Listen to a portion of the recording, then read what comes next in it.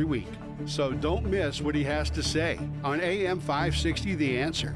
Destination Retirement with Robert Kuhn. Sunday mornings from 11 to 12.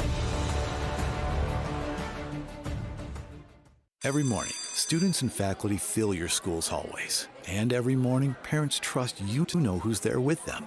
With ID Supply, that trust is earned and visible. From student and staff ID cards to secure visitor badge systems, ID Supply helps you instantly identify who belongs on campus at a glance, while keeping your entire facility safer. Visitor badges expire automatically, so no one stays longer than they should. And parents, they can feel confident knowing their school has a system in place. Need supplies? We've got you covered. ID card printers, ribbons, and custom lanyards in your school colors. Most orders ship same day. Parents, if your child's school doesn't have a visitor ID system, ask them about ID Supply, because knowing who's on campus shouldn't be a question. Get 10% off your first order with code SCHOOL10. That's SCHOOL10. Visit idsupply.com or call 800-647-5562. Again, that's 800-647-5562. ID Supply. Trusted by schools for over 20 years. It is that time of year again to save babies by providing ultrasounds with our friends at Preborn. You know how this goes. We've done it every single year at this time. All you have to do is pick up the phone and say, I want to provide a free ultrasound to a girl. Give her the chance to see the truth of what's happening in her body. Every $28 helps do that, saving one baby. $280 can do that, help save 10 babies. More does more. The phone number is 833-850-2229. 833-850-BABY. Join us saving babies with Preborn again this year. We're going to save hundreds of babies, one at a time, 2 or 5 or 10 at a time. That phone number again is 833-850-BABY. That's 833-850-2229. Or go online to 560theanswer.com/baby. It's almost time once again for the annual AM 560 Golf Outing, presented by Signature Bank. AM 560 is proud to partner with the Tunnel to Towers Foundation to help them support America's first responder and military heroes, to help America never forget 9/11. This year, our golf outing is happening on Monday, June 15th at McRae Memorial Golf Club in Barrington. When you purchase a foursome to join us, you'll enjoy a full day of golf, meals, an awards reception, and a silent auction. And if you're a business owner, when you purchase a foursome, you'll also receive an AM 560 marketing campaign, which includes 25 one-minute commercials to air on AM 560 Monday through Friday between 5 a.m. and 8 p.m. and a free digital marketing analysis. Reserve your foursome today at 560theanswer.com/golf. That's 560theanswer.com/golf. Sponsored in part by Edward Jones Financial Advisor Nolan Webster and by real estate broker Ed Dream at leavingil.com. Picture warm Gulf breezes, turquoise waters, white sand beaches. Now, at Evenings of Conversation with Salem Media's Mike Gallagher, Scott Jennings, Larry O'Connor, and Jennifer Horn. This November, sail from Fort Lauderdale to the Bahamas, Jamaica, the Cayman Islands, and Mexico on a 7-day journey built for those who love this country. Book your cabin today when you text the word cruise to 94878. Celebrate America's 250th anniversary the right way on the Gulf of America Cruise. Book your cabin now. Text the word cruise to 94878. What if the music stopped? If the familiar voices were silenced? If there were no breaking news updates? What if your companion and connection to your community came with a monthly fee? Don't worry, we're free local radio with you wherever you go, celebrating 100 years and looking forward to the next 100. We are broadcasters. Text radio to 52886 and let Congress know you depend on your local TV and radio stations. This message furnished by the National Association of Broadcasters. Your kitchen's outdated. Your bathroom feels cramped. Every day you wait, prices go up. And you keep living in a space that doesn't work. At Forever Remodeling, one team handles everything. Design, planning, and installation, start to finish. We show you your new space in 3D before we ever break ground. No surprises. With flexible financing options, the home you want is closer than you think. Visit foreverremodeling.com. That's the number 4everremodeling.com to schedule your personalized in-home design consultation. Concordia University Chicago is home for the premier conference for Christian laity, the 2026 Issues Etc. Making the Case Conference. The speaking lineup includes Florida Governor Ron DeSantis, Molly Hemingway of Fox News, Megan Basham of The Daily Wire, and Aaron Hawley of Alliance Defending Freedom. Making the Case, Friday, June 12th and Saturday, June 13th at Concordia University, Chicago. Learn more at issuesetc.org. Issuesetc.org. The Stephanie Trussell Show speaks to the heart of where you live, work, and raise your family. Every week, Stephanie brings you the conversations that matter most, from our local neighborhoods to the halls of Springfield, covering the local issues and the real solutions. Stephanie sits down with the local leaders, candidates, and everyday heroes who are fighting to make Illinois a place you're proud to call home. Stephanie is your community, your voice. The Stephanie Trussell Show, heard Sunday evenings at 7 p.m. right here on AM 560, The Answer. On Salem News Channel, principled voices are shaping today's conversation. Scott Jennings brings clarity to the toughest debates. Josh Hammer's blistering commentary puts politics and culture on trial. And Alex Marlowe's insight connects us to what matters most. Watch anytime on Samsung TV Plus, Pluto TV, or find us on your screen at snc.tv. 3 new shows, 1 powerful lineup. Salem News Channel, across America. Hey AM 560 listeners, Jeff checking in again from jeffbuysyourhouse.com. What I learned serving our great nation in the military is that every mission is unique and success starts with listening. For nearly 20 years, our veteran-led house buying team has taken the time to understand what matters most to each homeowner we serve. Every home has a story, and every seller has different needs. Whether you want a quick closing or need extra time to find your next place, we customize our approach around what works best for you. That's how we've earned hundreds of 5-star Google reviews and an A+ rating with the BBB, by putting relationships first. No repairs needed, no cleanout required, and you pick the closing date that works best for your schedule. At jeffbuysyourhouse.com, we're here to help you through the entire transition, not just the transaction. Are you ready to work with a local team that takes the time to understand your home selling needs? Sell your house to the trusted source by calling us today at 630-895-9530. That's 630-895-9530 or jeffbuysyourhouse.com. Fight or flight? In Illinois, you've got both options. You can stay and fight, engage in local races, work to change things. Or you can vote with your feet. At leavingil.com, we help you build a smart exit plan so you know where to go, when to go, and how to do it right. Take our quick exit readiness assessment. Go to leavingil.com. That's leavingil.com. Or call 224-800-6979. Now, your official weather forecast. Today will bring partly sunny skies and very warm temperatures with a high of 86. Expect breezy conditions this afternoon. Tonight will be partly cloudy and warm with a low of 69. Tomorrow anticipate some sunshine followed by increasing clouds. It'll be breezy, warm, and more humid with a couple of showers and a thunderstorm, mainly later in the day. The high will reach 81 degrees. I'm meteorologist Jason Caterina on AM 560, The Answer.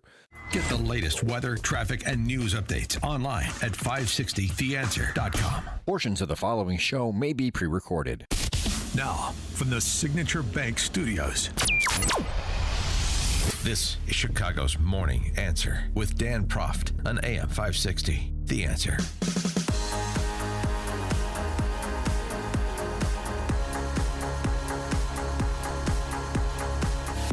Top of the morning, Dan Proft here. So the last couple days of Marco Rubio's time on the Hill have been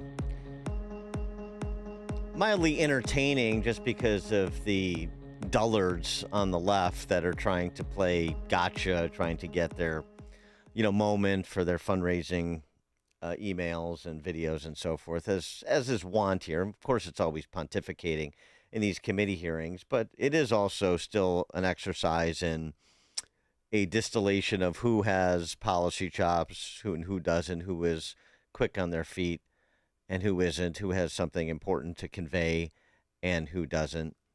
And I think when you spend most of your allotted 5 minutes arguing about whether or not the person you're ostensibly querying is going to be allowed to answer the questions you're putting forward, I think you're sort of losing ground. Madeline Dean, for example, from Pennsylvania. Distribution. Well, because one of those were in cahoots with Hamas. And we saw an incredible amount of the aid flow into Hamas's hands. Reclaiming my time, the aid was held up at the border by Israel, and you know it. You've got to fix your rules here. You can't even answer a question. You're not following the rules. You're very familiar with how this works. No, I don't. I never served in the House. This is a weird rule where you ask a question and I can't answer. Would you please add time to the clock? Nope. And then I'm sorry, our time is up. And then when you do get to answer a question, it is, has to be phrased. What is these people, Alex Trebek? It has to be phrased in the form that I tell you it has to be phrased in. Marco Rubio and Gregory Meeks from New York.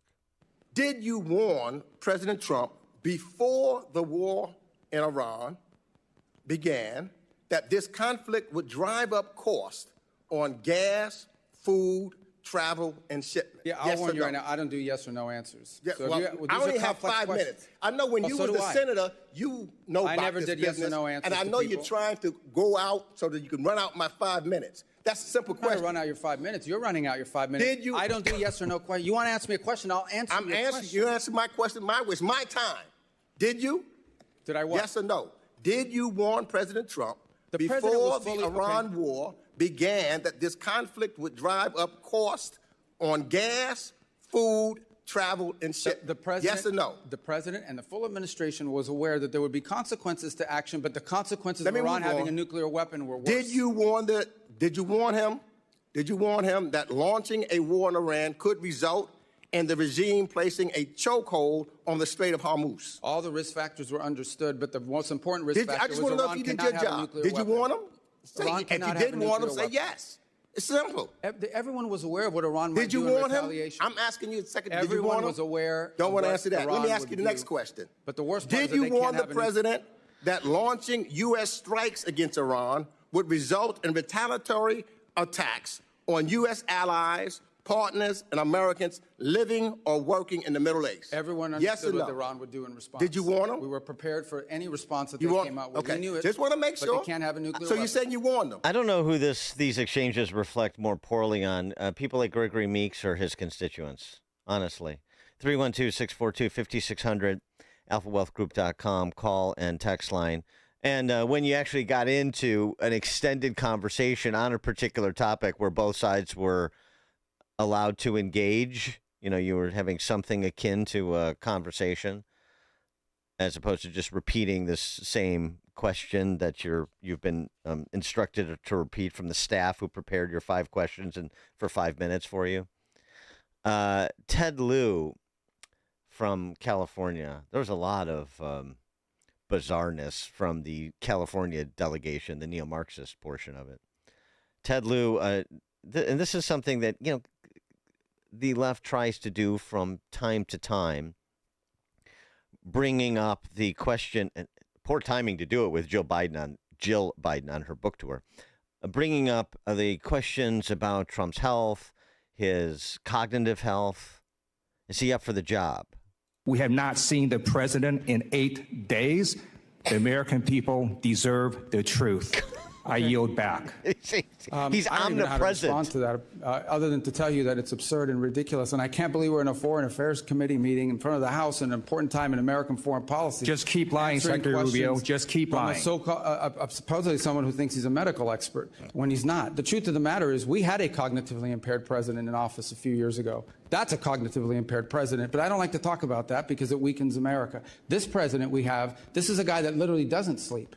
He works day and night, long hours, every single day. I don't know if you haven't seen him in 8 days. I saw him yesterday. I didn't see him today, but yesterday because I was in Congress the day before. I talked to him at all hours of the day and night. He works inhumane hours.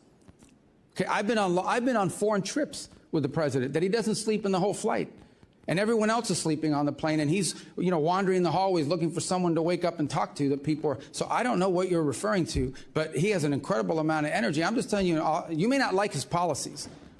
You may not like his policies, you may not like the decisions he's made, but I assure you, this is not a president that sleeps or is cognitively impaired in any way, shape, or form, and in fact is incredibly active, much more so in many cases than much younger people that are around him. Those are facts. I see it every day. You're not going to agree because you have another narrative that you want to push, but those are the facts. That's really the play that you want to make? I wish Trump would hide a little bit more than he does. The omnipresent Trump talking about every issue under the sun. When he's not on Miranda Devine's podcast, he's in the Oval Office sparring with Klingon Collins from CNN. I mean, good grief. Yeah. I don't know what they thought they were accomplishing, but and Marco Rubio is one of the more talented members of the administration, so they're going up against somebody that is above their weight class, and it showed. All right, let's check the headlines with Mike Scott. 5:32 in Chicago, 64 degrees. Should have a partly sunny day ahead with a warm high of 86. The House is voting to limit President Trump's Iran war powers. It's a resolution passed 215 to 208, with 4 Republicans voting alongside all Democrats. However, it will not force Trump to end hostilities, even if passed by the Senate, because there are many outstanding constitutional questions. President Trump says acting AG Todd Blanche should get the job permanently. Trump announcing the decision at a private White House event yesterday. 1 person is dead, 3 others badly hurt. It all came after a shooting at a high school graduation in California. Got wounds, ages 11, 20, and 25. And there was 1 additional victim, an 18-year-old, who did succumb to their injuries sustained during this incident. It happened late last night at Fairfield High School. No arrests have been announced. As we told you yesterday, Illinois Comptroller Susana Mendoza is running for mayor of Chicago next year. Word on Mendoza's run leaked out on social media yesterday about this time.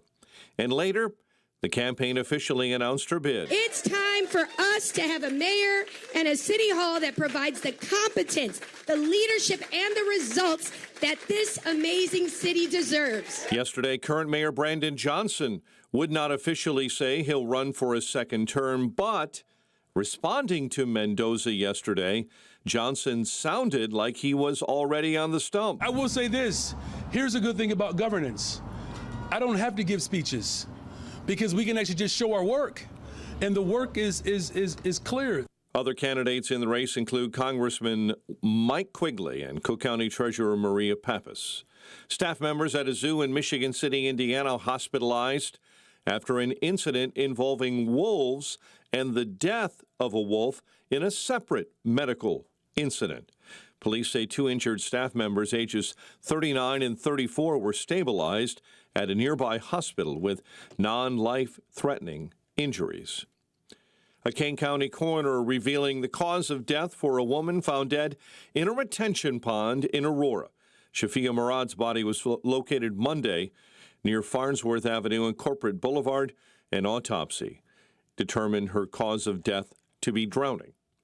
White Sox blanked the Twins 8-0 at Target Field, while the Cubs, on a 3-game losing streak, losing in 10 innings to the A's, 5-4. NBA Finals, Knicks stunned the Spurs, 105-95. The news service of Allstate. Some people just know you could save money on car insurance by checking Allstate first. So what are you waiting for? Check Allstate first for a quote today. You're in good hands with Allstate. Chicago's Morning Answer with Dan Proft continues next, and we'll have a check of your AccuWeather forecast in the Air Right Heating and Cooling Weather Center in 2 minutes.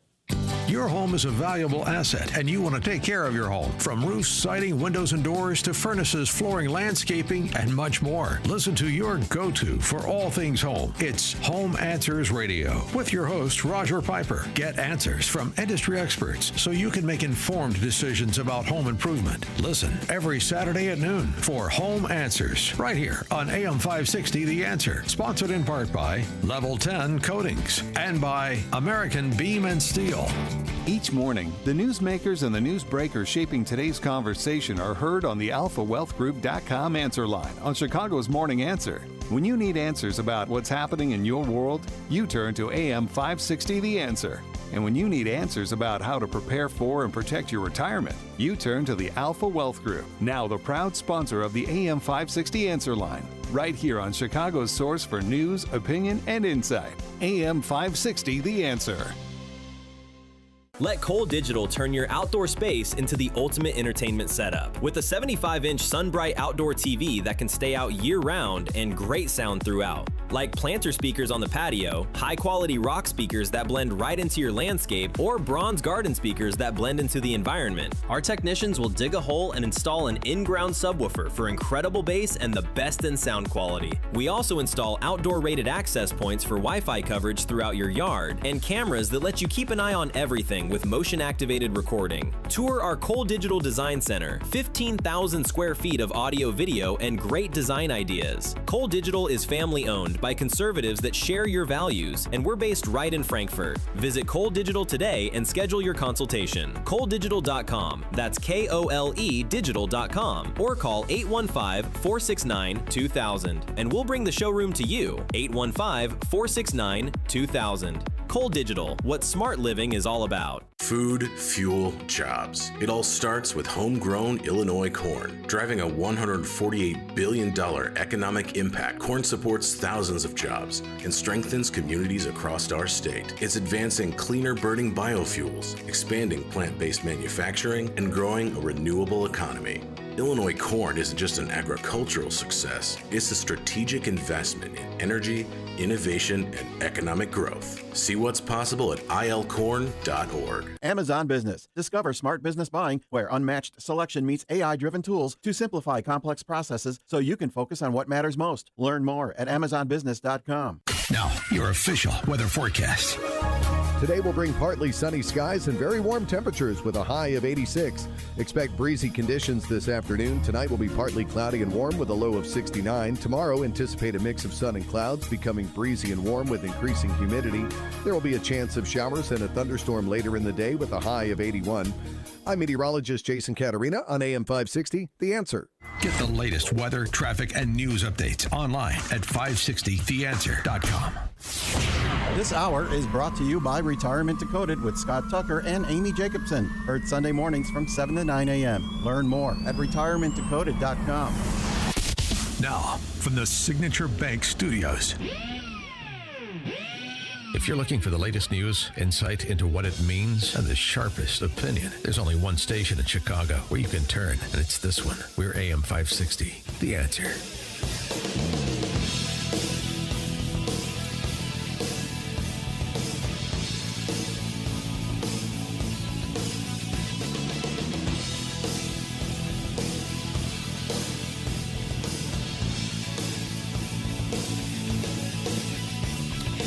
Top of the morning, Dan Proft here. So we were talking about Marco Rubio having to endure basically criticism and ridicule and interruptions and idiotically phrased questions and demands for certain equally idiotically structured answers during his time on the Hill, both on the Senate and the House side over the last 2 days.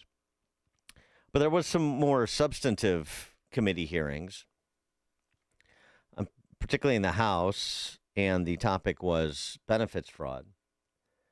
And thankfully, on the Republican side, there are people that are actually fairly good at trying to drive a point home through question and answer. I ask a question and you get time to answer so that people can understand the position side by side and see who is making the most sense, offering the most cogency. Brandon Gill from Texas is usually pretty good at that, and he was again yesterday. They whistled in the Dem Senate leader at the state level from the state of Ohio, because Luke Rosiak was also there from the Daily Wire, the investigative journalist whose multi-part series on benefits fraud, specifically Medicaid in Ohio, we have been discussing over the last 10 days or so. And part of the story is that Ohio has the second greatest concentration of Somali immigrants behind Minneapolis, in the Columbus area specifically, where Rosiak's work was focused, and he has uncovered quite a bit. So Brandon Gill, representative from Texas, asked the legislative leader, Nikki Antonio, that's her name, Senate leader for the Democrats in Ohio, about said immigration and whether or not she'd like to see more of it. Has Somali immigration been good for Ohio?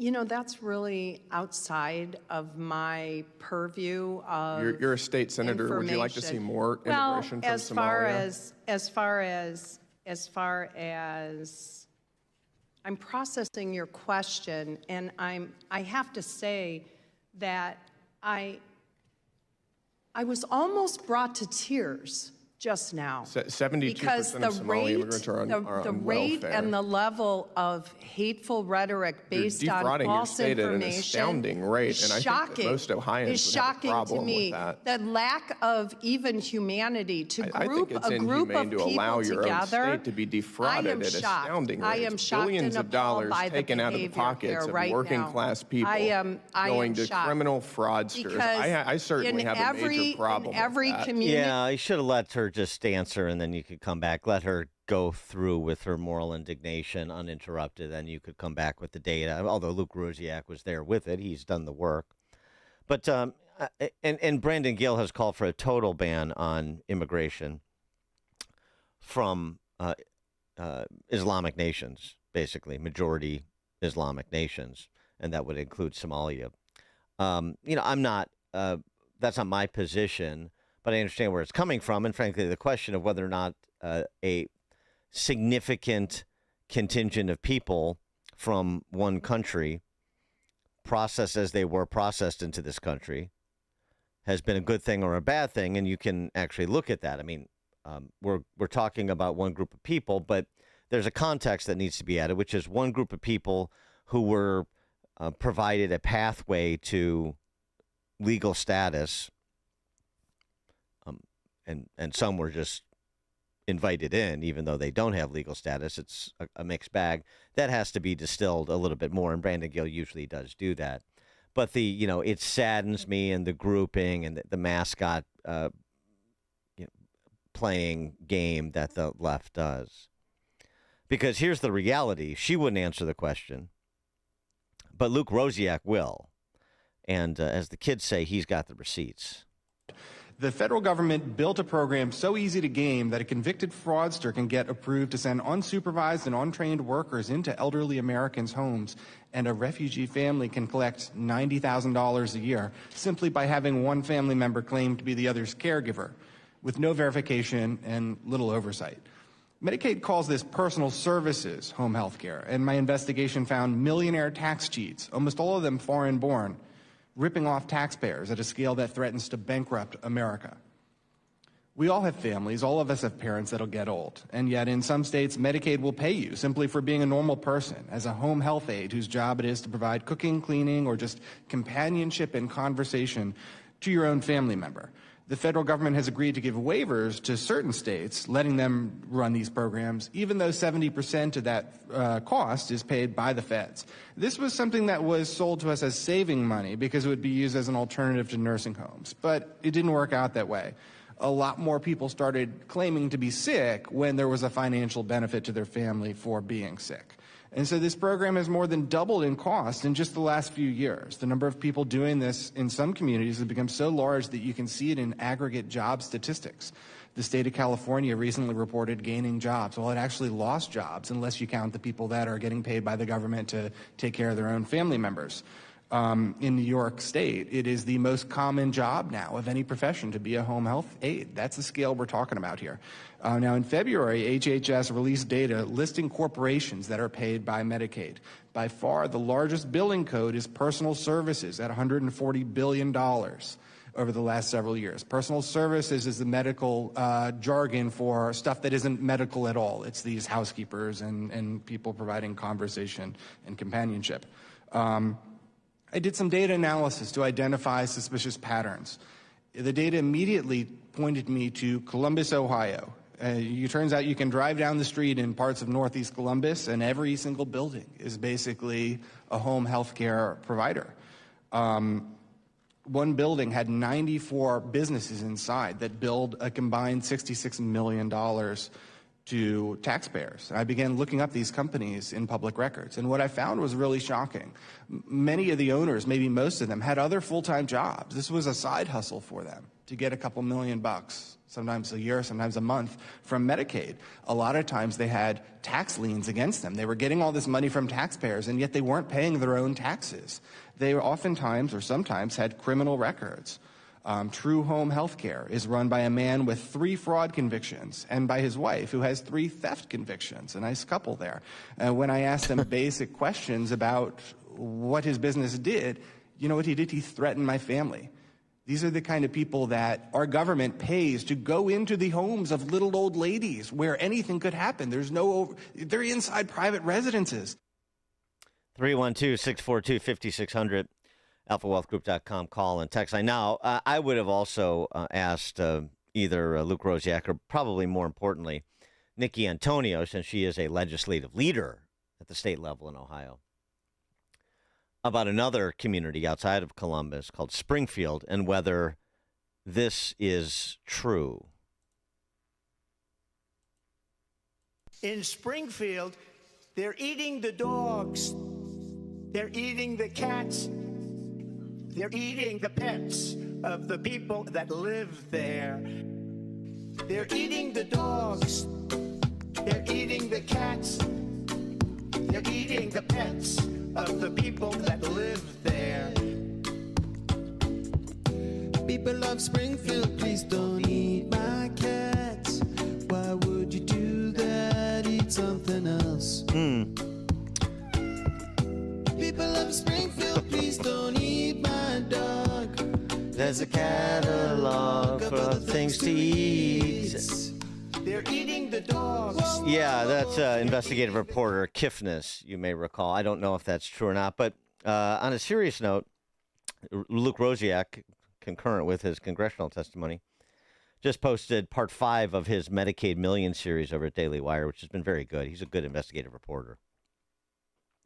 And it's not just Somalis, of course, but the concentration and the willy-nilly way in which so many concentrations of people from the developing world were given legal status here by the previous administration in particular has consequences that need to be evaluated. Is this the best way to do immigration policy? Yeah. The latest from Luke Rosiak is a profile on a couple of brothers from Bhutan, where one, a 29-year-old former refugee named Roshan Adhikari, has become quite the social media sensation because he uses his social media page, as so many do, to document what real or perceived lavish lifestyles. And in his case, I think it's largely reality-based. But the interesting part is where the money came from. I think you can pick up what I'm laying down. He's, on board private planes. He's in front of luxurious cars. How did Roshan Adhikari make his money? He is the chief operating officer of Centerlight Home Care, LLC in Cleveland, a home healthcare company that bills Medicaid. His father owns the company, which doesn't even have a website, but has been paid $17 million by the state of Ohio in recent years, according to the data that Luke Rosiak obtained from the state. His 25-year-old brother, Dixon Adhikari, has his own Medicaid company, too, Changing Lives Home Care. Very aspirational. Paid $10 million by Ohio. He also owns a medical transport company, Smile Transport, that drives, elderly patients to the doctors, ostensibly. Like Somalia, 81% of immigrants from the nation of Bhutan are on welfare. That's actually the highest of any immigration population in the country. It's higher than Somalia. In Ohio alone, people with the last name Adhikari, which I guess is a common Bhutanese name, have been paid more than $350 million by the government for operating home health care and adult daycare businesses. That money from just one immigrant demographic in one state amounts to about 10% of the GDP of Bhutan. Just the Bhutanese population in Ohio has gotten 10% of their nation's GDP in the form of Medicaid payments for these Medicaid eligible businesses, at least in concept. Adhikari's father says he's employed as a translator for Catholic Charities. He also has tax liens against him personally for failing to pay local Cuyahoga County taxes. Yet, he, in addition to being allegedly a translator for Catholic Charities and owning convenience stores, he also has Lux Charters LLC.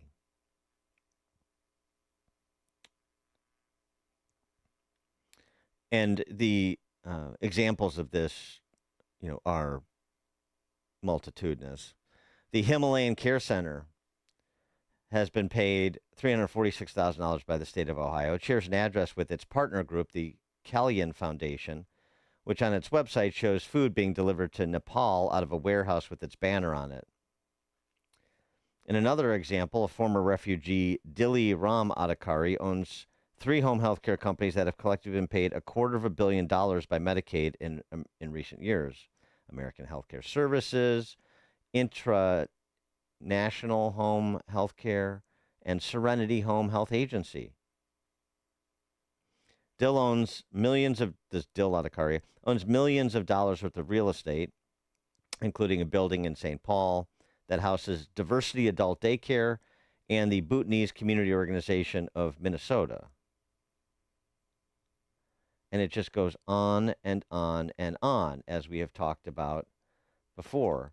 Party like an Adhikaria, this graphic that Luke Rosiak, that accompanies his investigative piece.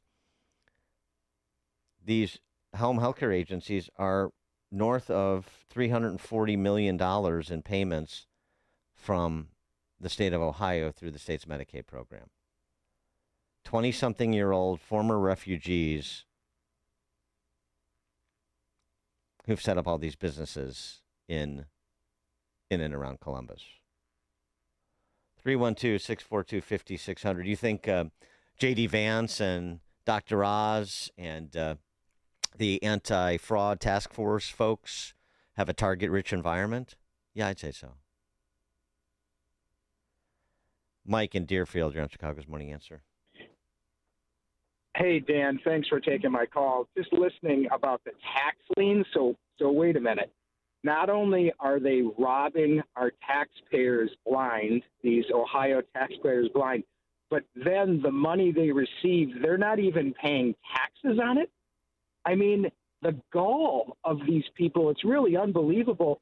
And you just think about where we've gone in a little over 100 years in immigration, where people used to come to this country, work their nuts off, be treated like garbage, rise through society to the highest ranks, and now we have people that come over, rob the taxpayers blind, and the Democrats are defending them.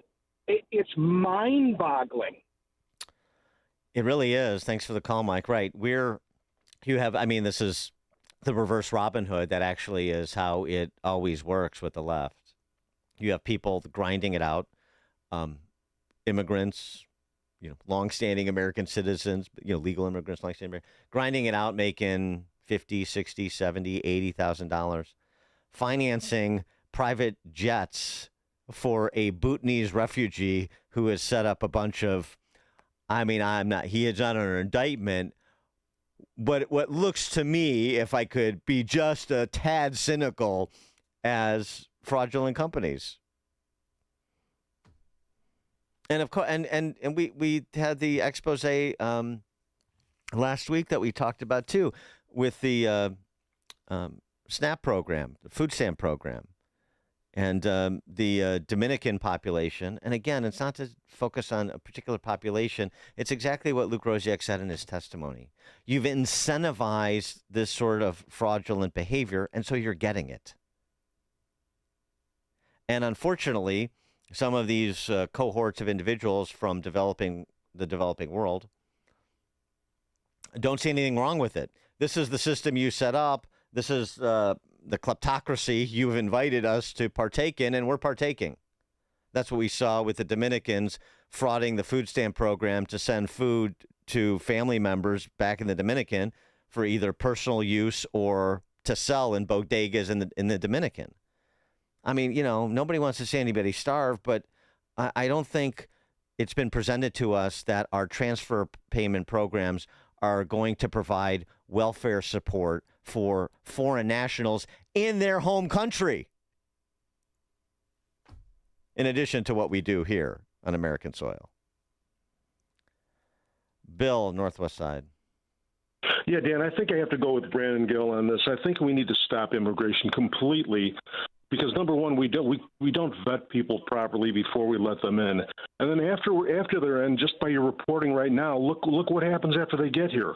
We're not monitoring what they're doing after they're in. So I think we've got a big enough mess to clean up right now with the people that are already here. But are we going to let more in? Doesn't make any sense. Yeah, I mean, I understand pressing the pause button given all of this evidence that we're discussing, and borders secure now. That's the good news. So there's no more just invitation for the world to come at their leisure. So that's progress. But yeah, in terms of the quality of the vetting and the assessments that are being made about people that want to legally immigrate to this country, regardless of their nation of origin. I mean, I think there are legitimate questions until you get a handle on some of the excesses, to be generous, of policymakers of the recent past. It's too expensive, both in terms of the financial cost as well as, of course, what we've been documenting, the human cost, as Tom Homan and company are trying to do their best to remove people who pose public safety threats from this country. Until there's more progress made on both of those fronts, where these stories are a little bit less ubiquitous and you feel like there are adults in charge of these systems, or these systems have been completely eliminated or restructured, I think there's a pretty strong case to make. I hear you. Coming up at 6:06, we will turn our attention to the state of play in Iran, and with peace talks, Rich Goldberg from the Foundation for Defense of Democracies joins us 6:06. It is now 6 o'clock on AM 560 WIND Chicago. Diplomacy over bloodshed. CJ Papa, Fox News. It's part of the roadmap for peace from President Trump. In theory, they're pretty close to signing a paper. We've actually gotten along with them very well. Describing the current negotiations with those people the White House says are running the Islamic Republic, and now the president seems to be in favor of sticking with the ceasefire that has been tested in recent days. And I'd say in that part of the world, ceasefires when you're shooting in a more moderate manner. The administration looking to shift down the use of military force. U.S. officials say the president is not considering resuming an all-out war with the regime unless American troops are killed. The reluctance reportedly signaling the president may be willing to tolerate flare-ups for weeks in order to avoid a bigger conflict in the region as he tries to secure a deal. But in a rare rebuke of the president, a handful of Republicans joined Democrats Wednesday to sharply curb his powers on Iran. The resolution is largely symbolic, but it does increase pressure on the president to end the war. Fox's Madeline Rivera from Washington. There's another ceasefire in place between Israel and the terror group Hezbollah, but the Israelis are still in Lebanon for now. The ceasefire deal between Israel and Lebanon is dependent on the Iran-aligned militants of Hezbollah halting their attacks. Its renewal was announced by the State Department yesterday. But Israel's Defense Minister, Israel Katz, says troops will remain in the south of Lebanon, a so-called security zone meant to protect residents of northern Israel. The ceasefire will create some pilot areas inside Lebanon where Hezbollah would be banned. The plan is a boost to hopes of an end to the war with Iran. The Iranians say any peace deal must cover the conflict in Lebanon too. Jonathan Savage, Fox News. Oh, the price for a gallon of gasoline dropping again overnight. AAA says it's down 2 cents. Breaking at $4.24. Diesel also down 2 cents, stopping at $5.39. America's listening to Fox News. Sunshine in Chicago. 64 degrees at 6:02. I'm Mike Scott in the QC Kinetics newsroom. As we told you yesterday, Illinois Comptroller Susana Mendoza is running for mayor of Chicago. Word leaked out yesterday on social media nearly 1 year after she said she would not seek another term as comptroller. Chicago has tossed mayors out of office for blizzards, corruption, and incompetence. Right now, Chicago's experiencing a blizzard of incompetence. Other candidates in the race include perhaps Congressman Mike Quigley and Cook County Treasurer Maria Pappas. Staff members at a zoo in Michigan City, Indiana, hospitalized after an incident involving wolves after the death of another wolf in a separate medical event. Officials say the wolf died, and then there was the incident between the wolves and animal care staff. That's crazy that the animals were just mostly sleeping while we were in there, so I'm really surprised that a zookeeper got attacked. The two injured staff members, ages 39 and 34, are stabilized with non-life-threatening injuries. The author of a new Civic Federation report says taking on more debt would be a death knell for the stability of the Chicago public schools. Danny Vasecki co-authored a case study of CPS. In it, he says the district considered short-term loans to cover operational costs last year. It would probably have a severe impact on CPS's credit rating, which is already junk status, and it could easily send the district on a path to a real level of fiscal insolvency that we haven't yet seen. Illinois taxpayers have provided more assistance to CPS since the state enacted evidence-based funding formulas in 2017.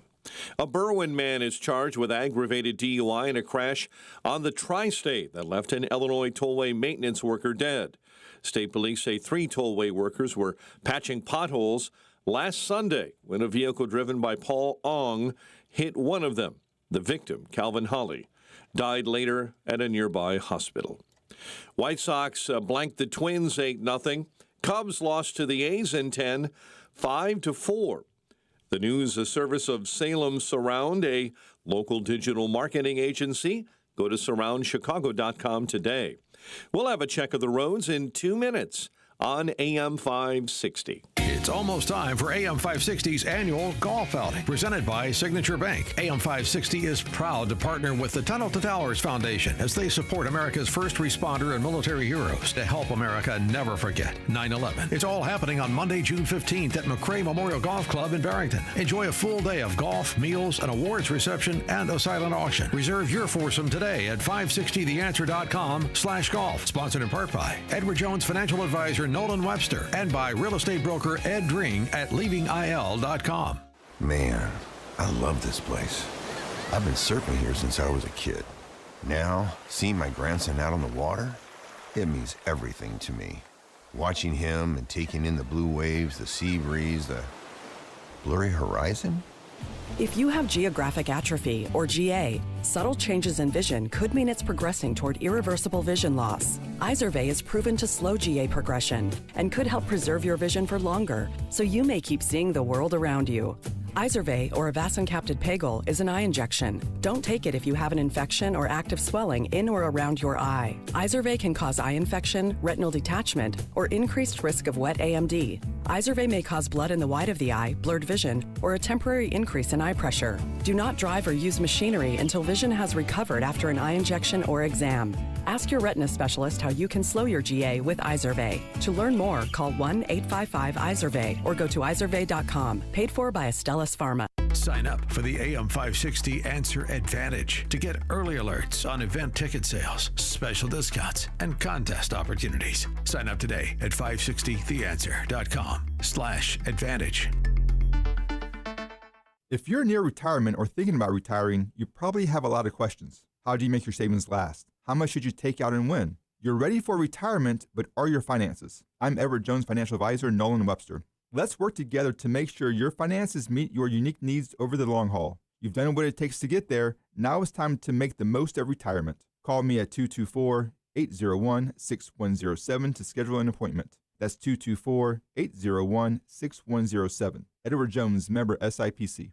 The following is a real-life story from Trinity Debt Management. When I was feeling the stress of too much credit card debt, I looked at two different options: debt settlement and debt management. They may sound the same, but guess what? They're not. Debt settlement seemed like a quick fix, but I found out it would destroy my credit, create tax headaches, and hit me with huge fees. They actually told me to stop paying my bills. No way, not me. Then I turned to a debt management plan developed by the team at Trinity. They worked with my creditors, lowered my payments, reduced my interest, saved me thousands, and paid off my debt. And Trinity is a Christian company, which is important to me. If credit card debt has you down, call Trinity at 1-800-990-6976. My name is Heather. Please forget debt settlement and remember Trinity Debt Management. 1-800-990-6976. Gain insight into building strong marriages and raising godly children with Focus on the Family with Jim Daly each weekday at 11:30 a.m. on our sister station, AM 1160. Hope for your life. 6:18 Hochberg Traffic Center time. One big event going on right now. Eisenhower inbound all the way from the Jane Addams to the 9th Avenue, through the avenues, 9th Avenue to the exit there, shut down completely this morning. You're solid all the way from the Reagan into 9th Avenue. Bad accident there. Again, everything shut down on the inbound Ike this morning. We'll keep an eye on that for you as things begin to develop. Meantime, we see delays on the Stevenson inbound between Harlem and Kedzie.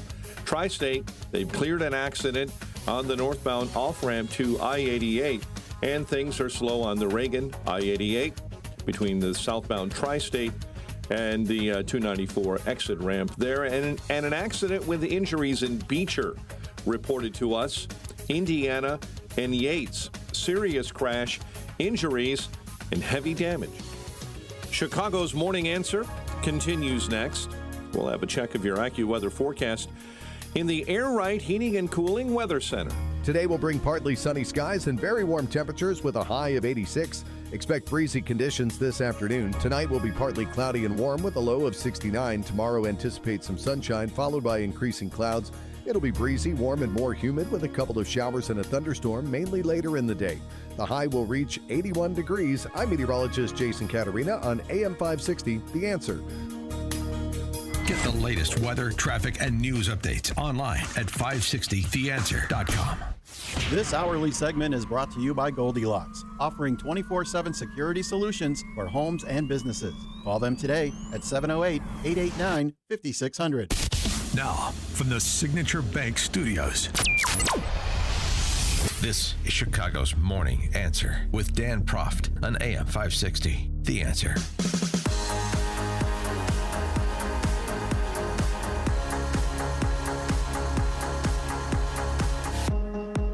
Top of the morning, Dan Proft here. So President Trump sat down for an interview with the New York Post's Miranda Devine and said, yeah, sure, I'd like to meet the gay Ayatollah. I mean, the real one, not the cardboard version.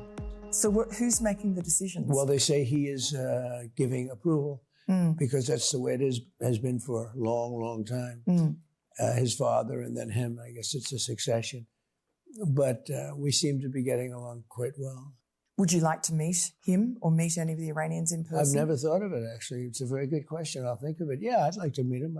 I like to meet everybody. I'd like to meet him. We probably will meet at some point, depending on how it all works out. Depending on how it all works out, yeah. He also, back in the Oval Office, reiterated that the effort to get an MOU, Memorandum of Understanding, on the terms of Iran's surrender is still in the offing, and as soon as that is inked, the strait will open. Mr. President. Wait, but one of the other things that's important, and very important, is that immediately upon signing the Memorandum of Understanding, the Hormuz Strait will open. And it'll open up quickly, and we've already had our minesweepers there. You know, we're sweeping, as you probably have heard. And these are underwater minesweepers. They're great, amazing technology. They're underwater because usually when you're looking for mines, that usually means you have some dangerous characters out there. That's why, so we're underwater, but we've swept mines, and we've gotten most of them, we think. So, but the Hormuz Strait will open. Well, if then the Hormuz Strait will open. And of course, the question is when, and the pressure is mounting given the first war powers resolution potentially limiting Trump's, theoretically, I should say, theoretically limiting Trump's flexibility with respect to making moves in Iran passed the House yesterday. Now, of course, it's probably DOA in the Senate, and even if it wasn't, the president can veto it, so it's not actually going to take effect, but it was a rhetorical or metaphorical shot across President Trump's bow. Oh, by the way, as a quick aside, I did rather enjoy the updated definition of ceasefire, at least as it applies to the Iranians and other Islamist terrorists, I presume. How do you define ceasefire? Pretty much the way it is. It's a different part of the world. You know, I'd say in that part of the world, ceasefire is when you're shooting in a more moderate manner. Yes. I don't know. It sounds like something Kim Fox would say to describe street crime in Chicago. Rich Goldberg is former National Security Council official and U.S. Senate aide, currently a senior advisor at the Foundation for the Defense of Democracies. Rich, thanks for joining us again. Appreciate it. Yeah, you bet. So with respect to the effort to secure that MOU, what is your view? Well, first, I'm reminded of something Senator Kirk used to say years ago when we were working the Iran file, and somebody asked him, "Don't you believe that there's moderates in the regime?" And he said, "Yeah, I think a regime moderate in Iran is a person who's just out of bullets." Yeah, right. But this is the president, obviously, and this is how he talks, and I think we're used to it by now. It's a show, and it can be funny, but it's serious. Listen, I think in reality, he's continuing to try to speak to the market to try to manage oil prices as best he can, while also using strategic patience. While I don't love the term because Obama used that for North Korea and it just meant doing nothing, in this case, he's doing something with that patience, and that's the blockade, while also very quietly trying to reopen the strait on our terms. Not a robust military operation the way Project Freedom would have been, that I think was the right direction. Sort of a miniature version under the radar of helping ships come out through the Strait of Hormuz with their signals off. Little trickle into the market, trying to get some cargo out. And you look at the increases in production in the U.S., in Venezuela, Western Hemisphere, you see the Chinese pulling out of the market about 6 million barrels per day. The shortfall, when you think about the pipelines that Saudi Arabia and UAE continue to operate, the shortfall is a lot less than you think it is in the global supply. And so if he can create a trickle and get a few ships out daily in the way he's doing it, he buys himself a lot more time in the market. And that means the Iranians are running out of time because their economy is falling apart. They are out of money because of the blockade. Yeah, that below the fold Project Freedom, mini Project Freedom, as you're saying. I saw you posted on X about that. That was the first I had heard about that. Obviously, this is not something they want to publicize, but certainly one would expect the Iranians have some idea that this is occurring. And do you have a sense? I mean, I know you sort of described it generally. Do you have a sense of scale and whether or not that will be expanded if it continues to show promise to addressing that shortfall you described? Yeah, it's a great question. I mean, I sort of caught on to it middle of last week before there was a little bit of news reporting. I think the Times Journal have talked a little bit about it, Bloomberg, since then. But, the Iranians obviously see it. Because I was sort of wondering last week, what are they shooting at? Why are they suddenly sending off missiles at the U.S. Navy? Why are we getting into these tit-for-tat, what the president calls love taps in the Gulf, and then having to strike different parts of their coastal defense and their island defense around the Strait of Hormuz? And it occurred to me that they're looking at something. They're seeing something they don't like. They are acting out against something we're trying to do below the radar so that we don't put the Saudis into a precarious position, which they, of course, objected to, afraid that they would appear to be participating in breaking Iran's blockade and then suscept themselves to attacks on their critical infrastructure. So if we are hitting back at very important targets that Admiral Cooper, the head of Central Command, has identified of what he wanted to attack anyways as part of a Strait of Hormuz dedicated mission, and we are degrading their ability to continue to maritime shipping while also. Did we lose Rich? Rich?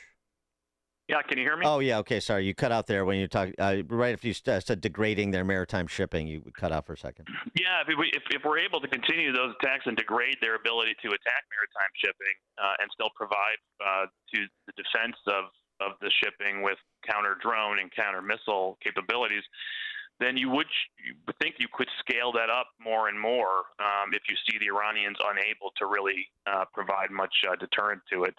In the end, if you can still get a couple of very large tankers out, these VLCCs, which themselves can be 1.52 million barrels just on one ship, and you get a few of those out per day, you're actually doing a lot for the market compared to what the gap is in supply. Well, and we had these pronouncements from the executives of the big oil companies last week. We talked about it a bit. Zero Hedge, I know, reported on it, that these executives suggesting, hey, look, you haven't seen the shocks yet because of things like accessing strategic petroleum reserves by Western countries and so forth. But as we're tracking right now into the summer, you're going to see, if nothing changes, you're going to see some real price spikes in the next several weeks. I'm just talking about the shortfall that you were discussing as well. And so I wonder, like, what you're describing, this shadow Project Freedom may be part of it, but is that going to be enough to address the level of concern that these oil company execs are describing? Yeah, I'm skeptical on this claim that we're facing a cliff. I mean, it's a serious claim. We don't want that to happen, obviously. If that were, in fact, staring us in the face, I would expect the president to act with more urgency, either militarily or diplomatically, to get the strait open immediately. Yeah. And he's not acting like that. And the reason for that is the global stocks are still there. The gap in the shortfall because of the Chinese demand destruction is much smaller than you think it is. You get this trickle out, you're at least at equilibrium. And so, we've had predictions for weeks, from going back to the start of the operations, that we were going to be at $150, $200 barrel way, before now. It never happened. Mm-hmm. If we believe in markets, the price of oil is supposed to be the indicator of whether or not you're on the verge of crisis, and it is not pricing as such. If Chevron and Exxon believed we're on the verge of a cliff at the end of June, and we're going to have just, long-term $150 oil because of it, we're out of oil in the world, why aren't they drilling? Why are they resisting opening up new drill lines and just saying Monday morning press release, we've decided to do a massive new campaign to drill more holes and get more oil out ourselves? They're not doing that because they don't actually believe the economics are there to sustain that over the next few months. Exxon, for instance, has massive financial stake with the Qataris in natural gas, and they need the Strait of Hormuz open.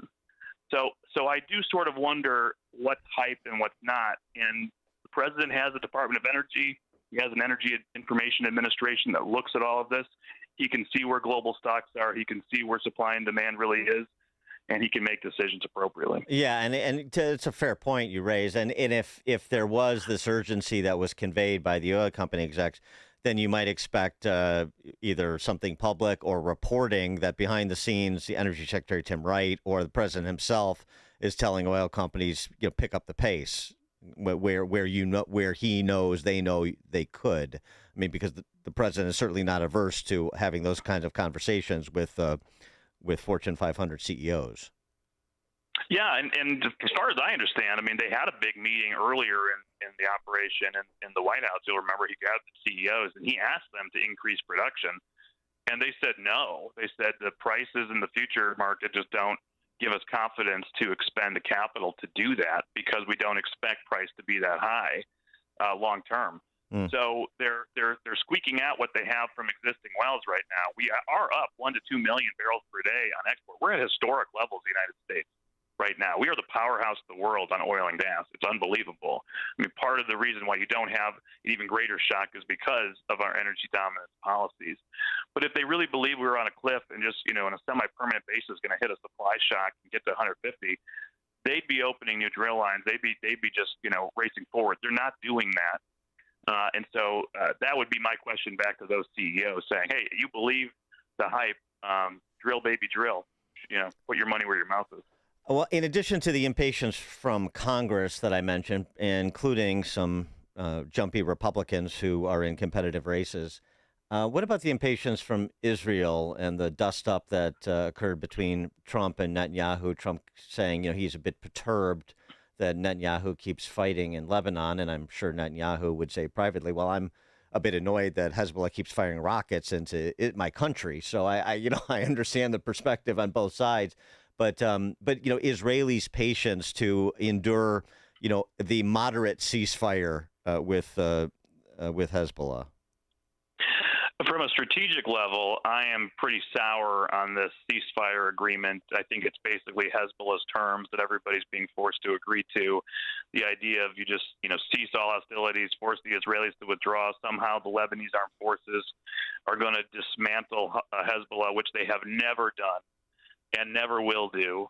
And then, magically, there's just going to be peace between Lebanon and Israel. They're not offering normalization, by the way. They're just talking about the end of hostilities.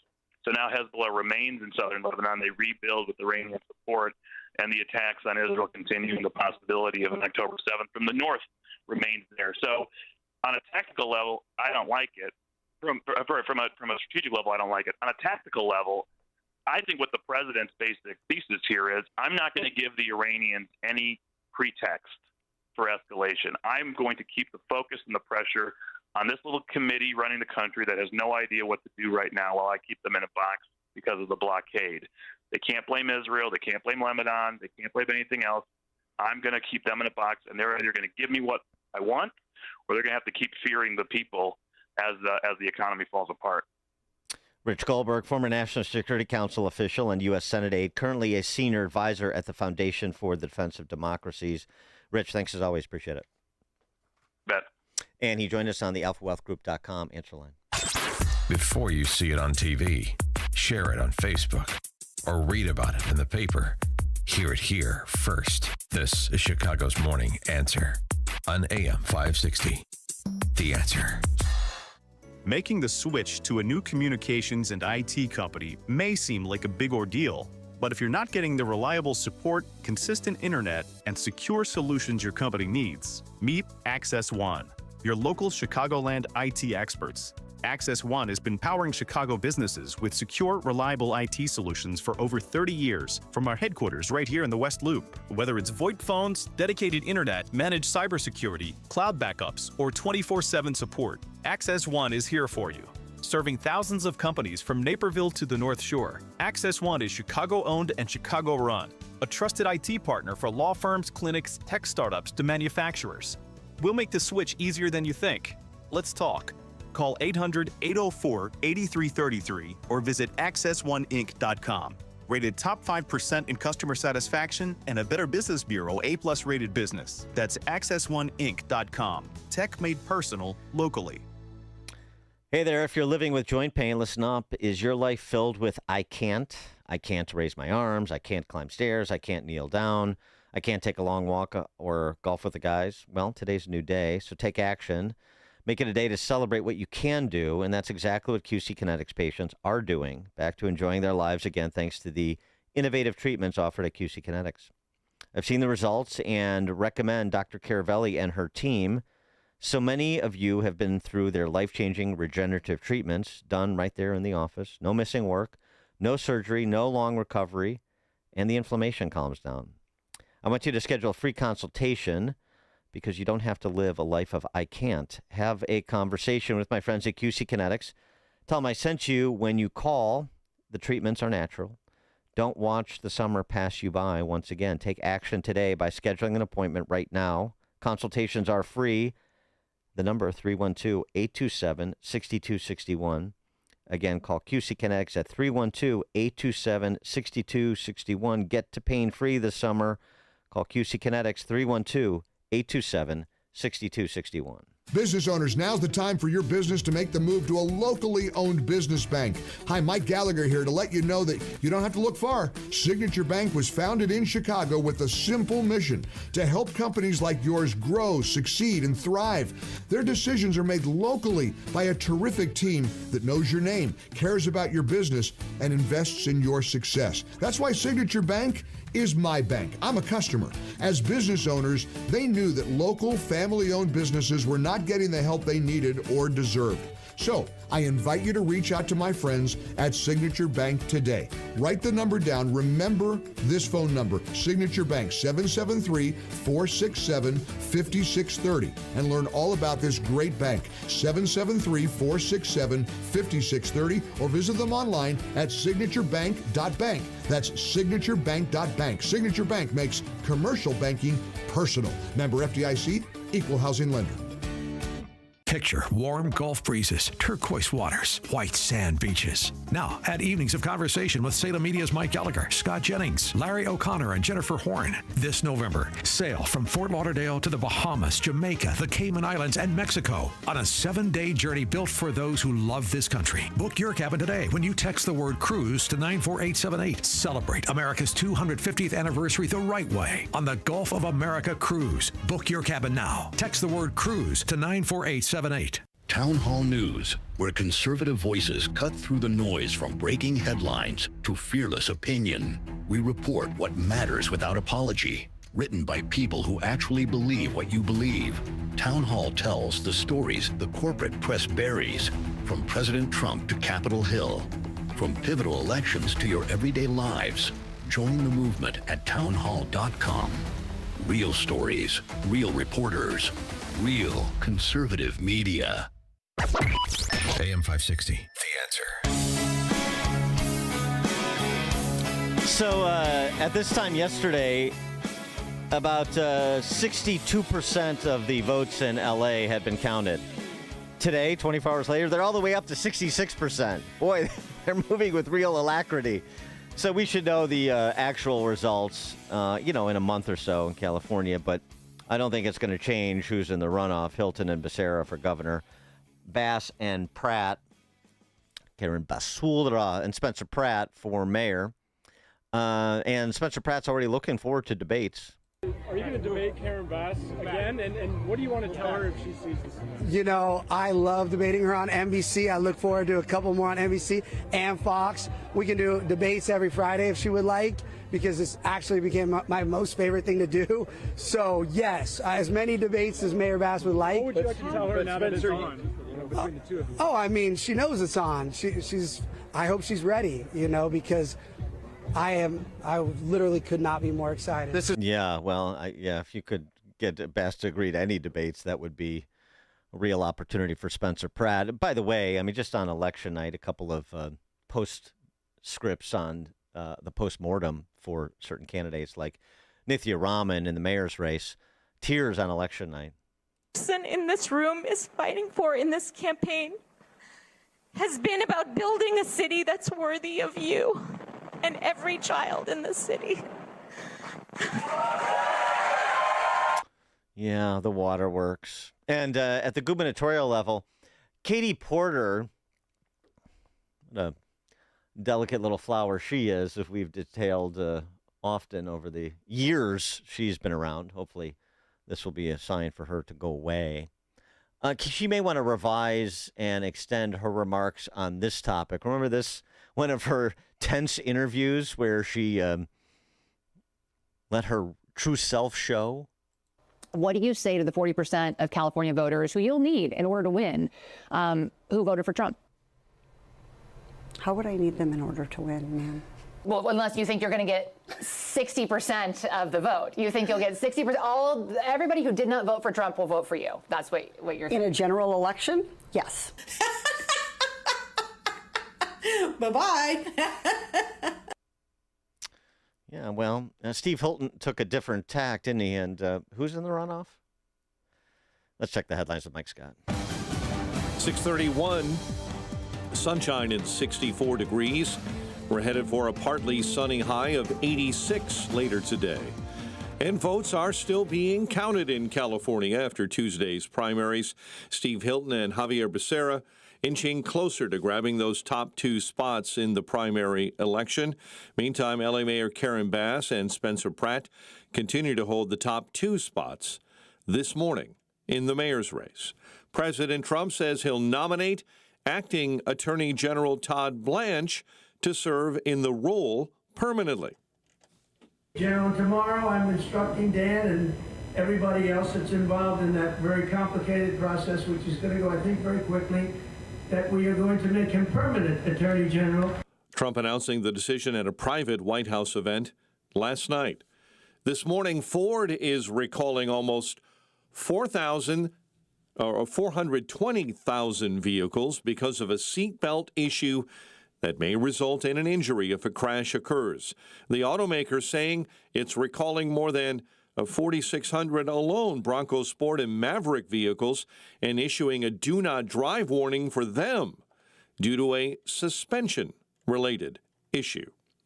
Developers broke ground on the new 1901 project on Wednesday here in Chicago. Work is rolling out full speed ahead on the 55-acre project. New retail spaces, hotels, and a music hall surrounding the United Center, funded by the Blackhawks and Bulls.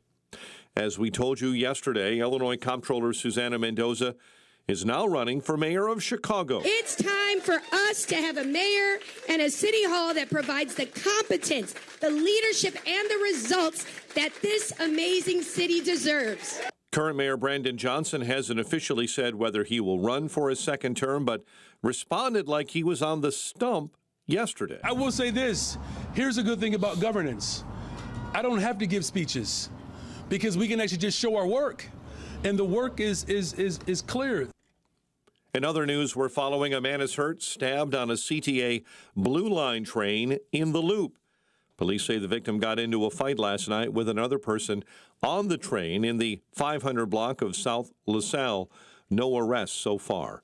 A toddler is safe after a vehicle he was inside was stolen on the south side. Police say the incident happened early yesterday in the 9100 block of South Urban.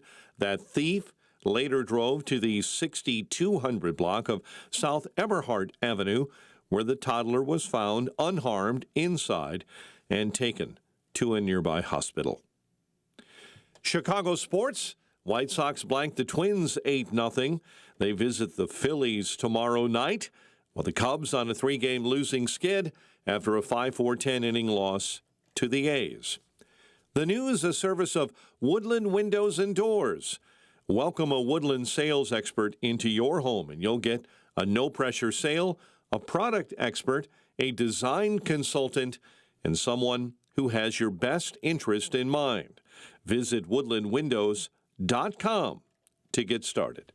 We'll have a check of the roads in 2 minutes on AM 560.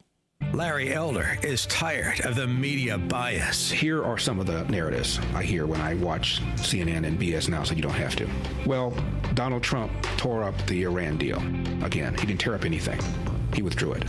The other line is, Iran was not on the verge of getting a nuke. Did you watch the 60 Minutes piece 3 Sundays ago? They said they were very close. 60 Minutes, not exactly pro-Trump. The Larry Elder Show, weeknights at 8, right before Sean Hannity at 10 on AM 560. The Answer. Are you turning 65 and thinking about Medicare? Or are you over 65 and haven't enrolled yet because you still have coverage at work? Either way, Medicare done correctly will be the best health insurance you will ever have. Imagine having an annual deductible of only $283. There are only two good things about aging, wisdom and Medicare. But to navigate the Medicare maze properly, you need a mentor. Best part? My guidance costs you nothing. Call me. I can help. If you're tired of calling a bureaucrat at an 800 number to help you navigate Medicare, then you need a local expert on your side. Your own health insurance mentor. C. Stephen Tucker from healthinsurancementors.com is someone I know and trust. He's a 30-year licensed broker who's been educating our listeners for more than a decade. Steve, how can our listeners get in touch with you? Thanks, Dan. They can visit healthinsurancementors.com or call me directly at 630-674-1551. That's 630-674-1551.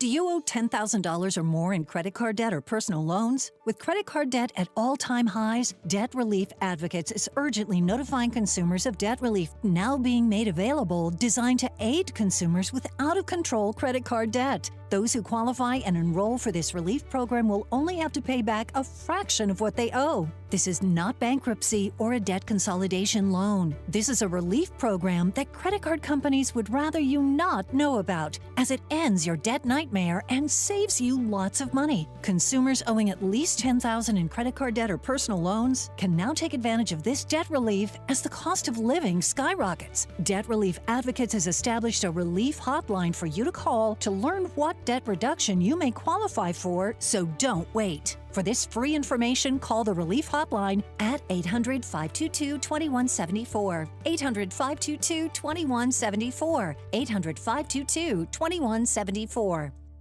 Giving your liver a spring cleaning is easy with Active Liver from New Nordic. Search for Active Liver by New Nordic on Amazon, CVS, Wegmans, or GNC. 6:38, Team Hochberg Traffic Center time. They've reopened partially the Eisenhower inbound as you travel between I-88 and 9th Avenue. 9th Avenue is the scene of a pretty bad accident. It's on both shoulders, and it was a rollover semi loaded with crushed stone. And there are other accidents involved as a reaction to the rollover as well. So the Ike, a mess this morning, already about 1 hour into the old post office this morning. Again, much of that delay from I-88 through 9th Avenue on the inbound side. Jane Addams jams up slow eastbound right at Meacham. Seeing delays this morning in West Chicago, an accident, Route 59 and Edgewood. Traffic, a service of Aleve. At some point, body pain may creep in and become your reality that day, but Aleve is here to keep you moving. Don't let pain hold you back. Try Aleve today. Use as directed. Chicago's Morning Answer continues next. Check of your forecast in the Air Right Heating and Cooling Weather Center. Partly sunny for today, very warm and breezy for the afternoon, a high of 86. Get the latest weather, traffic, and news updates online at 560theanswer.com. Now, from the Signature Bank Studios. Only the biggest stories, only the biggest guests, and only the biggest opinions. This is AM 560, The Answer.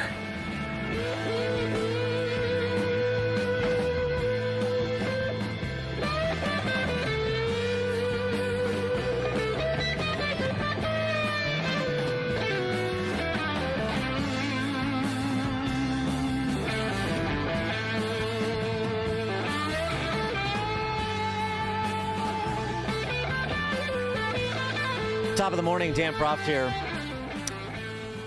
So the protests, pretty aggressive in response to the Henry Nowak murder. This has woken, seems like a lot of Brits out of their slumber after that body cam footage of the police response to Henry Nowak's stabbing was released. We talked about it earlier in the week. Huge protests in Southampton. I was going to say, what's the main reason you're out here today? What should we do about all of this? Because it's the most disgusting thing I've ever witnessed in the world. If this was a young black man, the whole country would be on fire. There'd be McPherson reports. There'd be independent inquiries. Those people in there are your enemy. They're not your friend.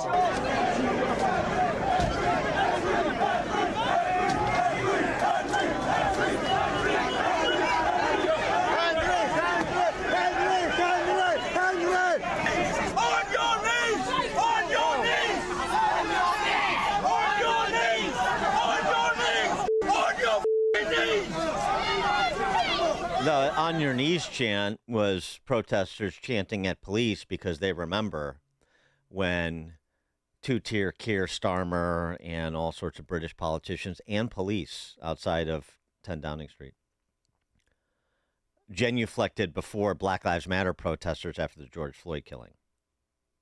They remember. And they're also learning a lot about their government and what's been going on.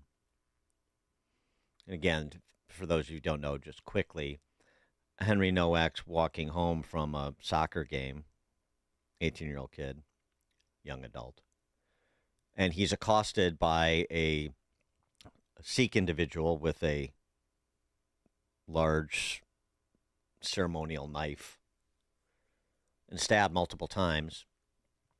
Police arrive on the scene. The guy who stabbed him said, "Oh, he called me a racist slur and knocked the turban off my head." None of that happened. But the police response, those officers on the scene, was to essentially take the Sikh guy's word for it. And when Henry Nowak was on the ground bleeding out, literally saying, "I can't breathe," they cuffed him. And he essentially bled out while waiting for an ambulance, that they were not exactly urgent in calling for. Subsequently, the Sikh guy who stabbed and killed Henry Nowak was convicted of murder. So it all came out. And now the West has had to take some, Western media, like the D.C. Press Corps, like the Gray Lady, has had to take some notice of what happened. New York Times coverage of this is what you would expect. Murder case in which police handcuff victim fuels outrage in Britain. The authorities in Britain are investigating police officers who handcuffed a student, Henry Nowak, while he was dying, in a case that has been increasingly politicized.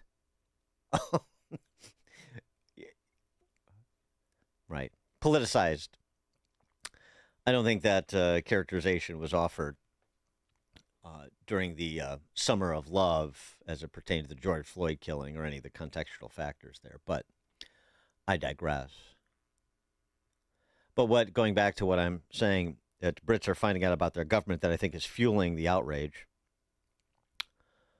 encapsulated by a Conservative member of Parliament who challenged the UK Home Secretary on this matter in terms of investigating the police officers. The UK Home Secretary, Shabana Mahmood, is of Pakistani extraction. So we need the IOPC to urgently and transparently report into how it was the police attending were more concerned with the accusation of racism than they were in helping a dying man. Mr. Speaker, we cannot tolerate a situation where false allegations of racism by criminals are believed. We cannot allow the colour of someone's skin to be a consideration in how the police or other public services treat people. And yet this has happened. Just recently, we learned that Valdo Calicone, who murdered 3 people in Nottingham, was not sectioned by mental health professionals because they thought there was, and I quote, an over-representation of young black males in mental health detention.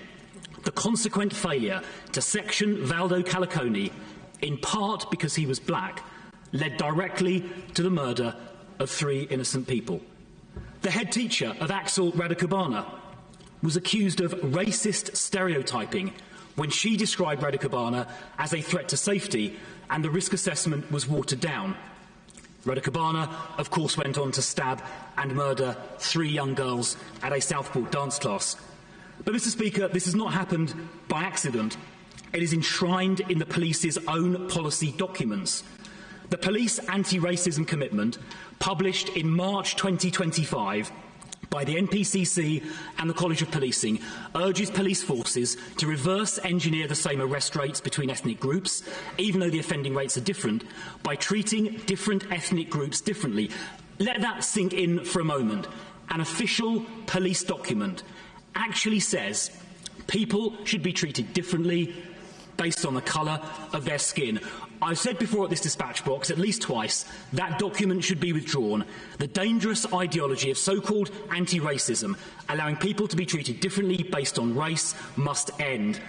Extreme activists have hijacked the policy-making process And this is where it has led.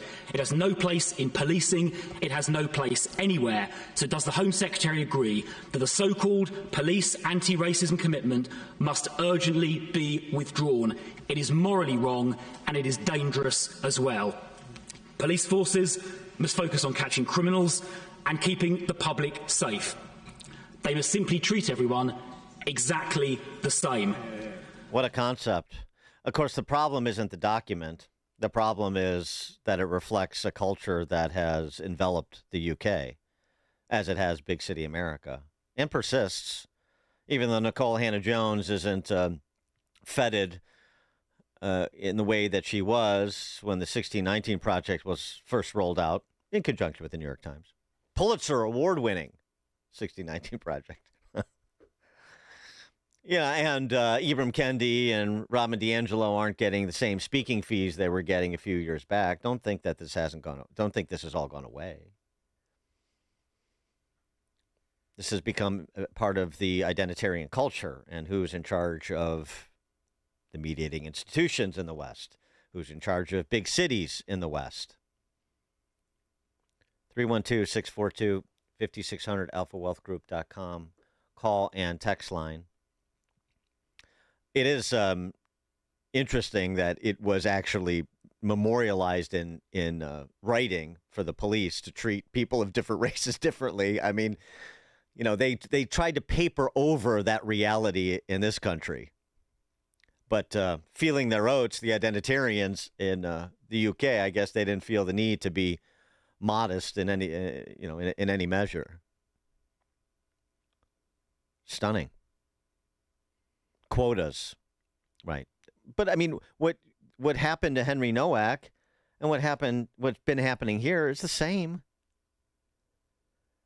Matters of some degree, but it's the same idea that any disparity in arrest data, police stop data, incarceration data is evidence of is per se evidence of systemic racism in this country. White supremacy, the ravages and the vestiges of white supremacy. That's what a generation at least, of young people in the West, including in America, of course, has been force-fed. Now it is just on grotesque display because this young man was murdered, and the police, so addled by the culture that has been inculcated in law enforcement in the UK, are the fall guys. I'm not defending what the police did because it's horrific, but put this in the context. It's worse than just a few officers. That's my point. It's worse than the officers on scene and the decision they made that night when Henry Nowak was stabbed. It's worse than that. And so the response needs to be more than, I think one of the officers who responded has already resigned, but it needs to be more than some disciplining of those officers. It's a cultural problem, not just a personnel problem. Tom in Blue Island, you're on Chicago's Morning Answer. Hey, Dan, good morning. Dan, it seems to me the tree is rotted on the inside, and it's just waiting to fall when you're dealing with these circumstances. As you just mentioned with the police, just their reaction to it. The idea that a man can bleed out and they're handcuffing him, how are they not seeing that he's, mortally injured? It's over.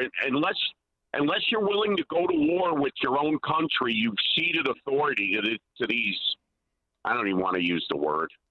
Thanks for the call, Tom. Yeah, I mean, per the police cam video, Nowak says I was stabbed, and then looking around, it was winter, it was December, so he's got a coat on, and they don't see any immediate signs of, blood, I guess. But the one officer says, "No, I don't think so, mate," because he already accepted the version of events that the Sikh murderer gave him, and couldn't be bothered. Real bad look. This was Keir Starmer's response to the protests. I think Nigel Farage's reaction is the wrong reaction. And I start my answer to your question through the eyes of the family. They have said they do not want this whipped up. They have been through the most extraordinary, awful experience. They don't want this whipped up.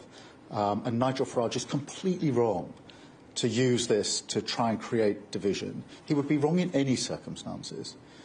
But when Henry's family are saying, please don't do that, it's our son, then really, as politicians, as human beings, we should start where they start. And that's where I start. And Keir Starmer, the PM, for now, that's coming to an end, is the sort of stain that you see on the sidewalks in L.A. that Spencer Pratt carries on about. Hiding back.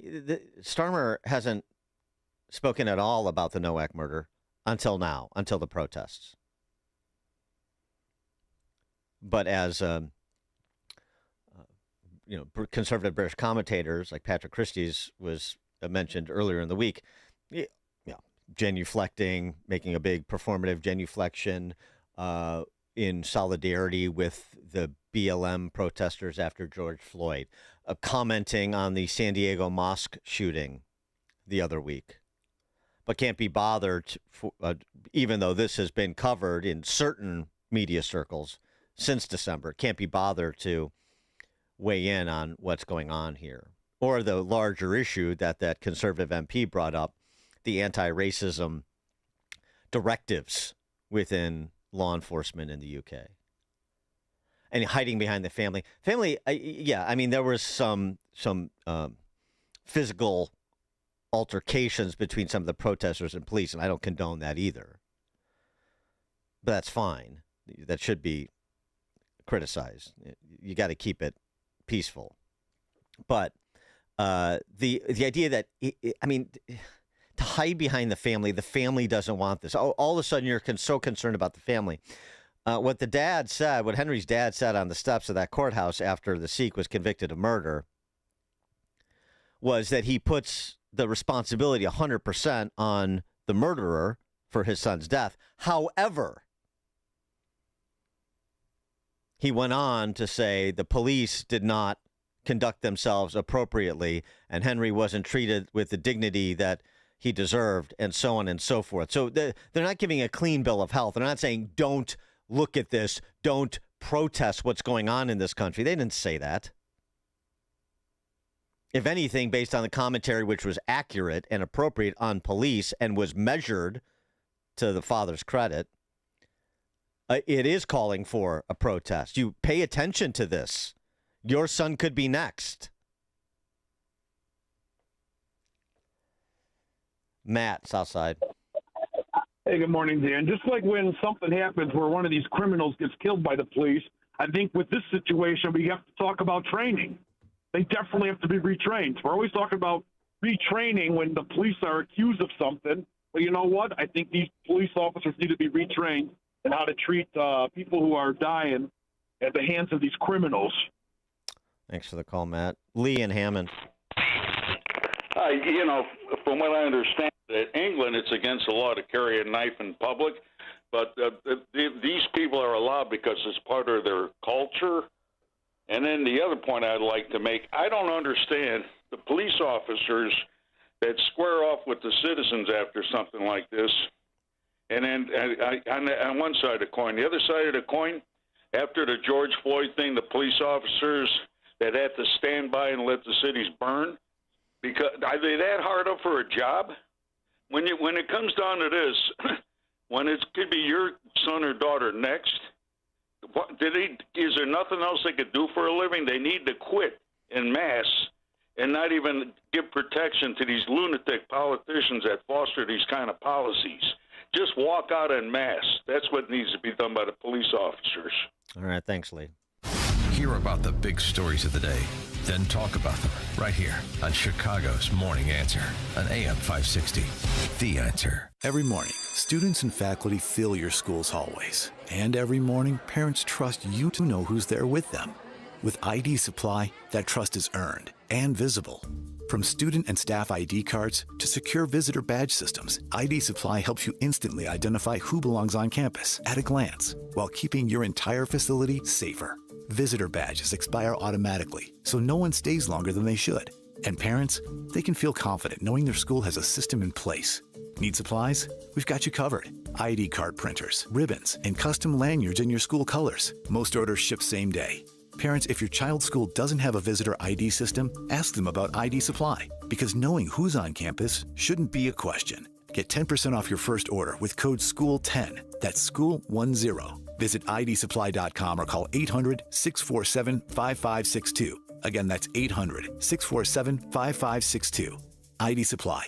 Trusted by schools for over 20 years. The Matrix is Penny Mustard's most popular TV stand. No way. It's a computer-generated simulation. How do you know? Look closely at the Matrix. See all the pixels? Those aren't pixels. That's wood grain. The Matrix TV stand is handcrafted from solid wood. Built to your specifications and TV size. Yeah, right. That's what they want you to believe. Come see the totally real and wildly popular Matrix TV stand, starting at $28.44 at Penny Mustard. 7 Chicagoland showrooms. PennyMustard.com. As we all live longer, age really is just a number, but retirement is so much more than one. Hi, I'm Nolan Webster, your Chicagoland Edward Jones financial advisor, and I want to know what retirement means to you. Together, we can look at the big picture and make a strategy to help you reach your goals, because you can't prepare for the unexpected if you don't know where you're headed. Call me at 224-801-6107. That's 224-801-6107. Or visit edwardjones.com to get started. Edward Jones, member SIPC. AM 560, The Answer. Just to my point about the anti-racism culture that persists, including in this country, MacGyver, not the one who could defuse bombs with a paperclip and a stick of gum, but LaMonica MacGyver, the congresswoman from New Jersey, this was her shot across the bow to Markwayne Mullin. This administration racist grievances. With that, I yield back. Okay, so which person who's at Delaney Hall, the ICE detention facility, should be released because they're a person of color? Like, is there anybody there that's there because they're just because they're a person of color, which many illegal immigrants are? Right. This is what I'm talking about. This is what we were talking about in the Nowak case too. It persists. Coming up at 7:07, our latest installment of Sports and Politics. That's 7:07. It's now 7 o'clock on AM 560 WIND Chicago.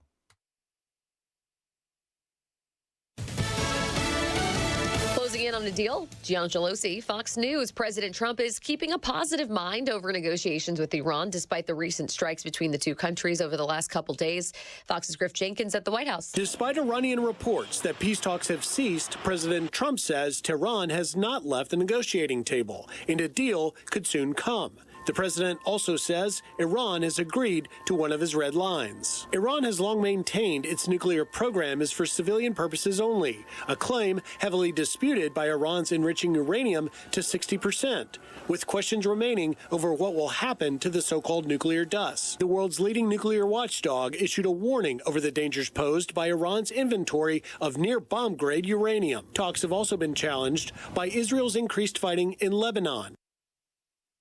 And 4 House Republicans joined every Democrat voting to limit President Trump's Iran war powers. Meantime, the Senate appears to be on track to begin the process of funding CBP and ICE without any Democratic votes needed. It comes after DHS Secretary Markwayne Mullin issued a warning to protesters at a New Jersey ICE facility. If sanctuary cities don't play ball, he's open to pulling CBP customs agents from their airports. By the way, he also pushed back on Democrats who claim DHS attacked ICE protesters at that facility over in New Jersey. Meantime, Democrats repeated their calls to not only abolish ICE, but to dismantle DHS as well. The upper chamber slated to kick off a marathon session that Republicans hope will end in the passage of some $70 billion in funding for ICE and CBP over the next 3 years.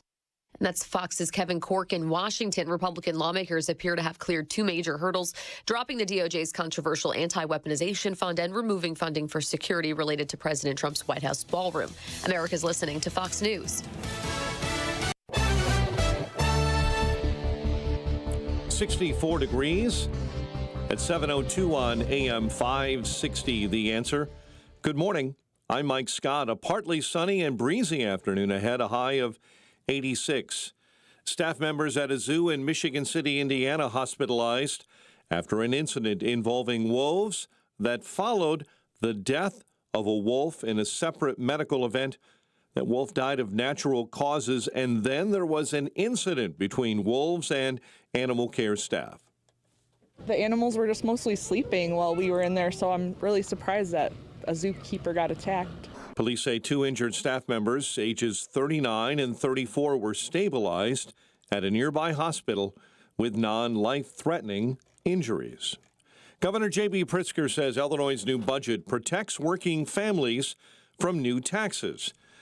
But Republican State Representative Blaine Wilhauer says the governor can't stop asking for more. The budget includes Pritzker's social media platform fee, with new taxes on digital advertising and fantasy sports.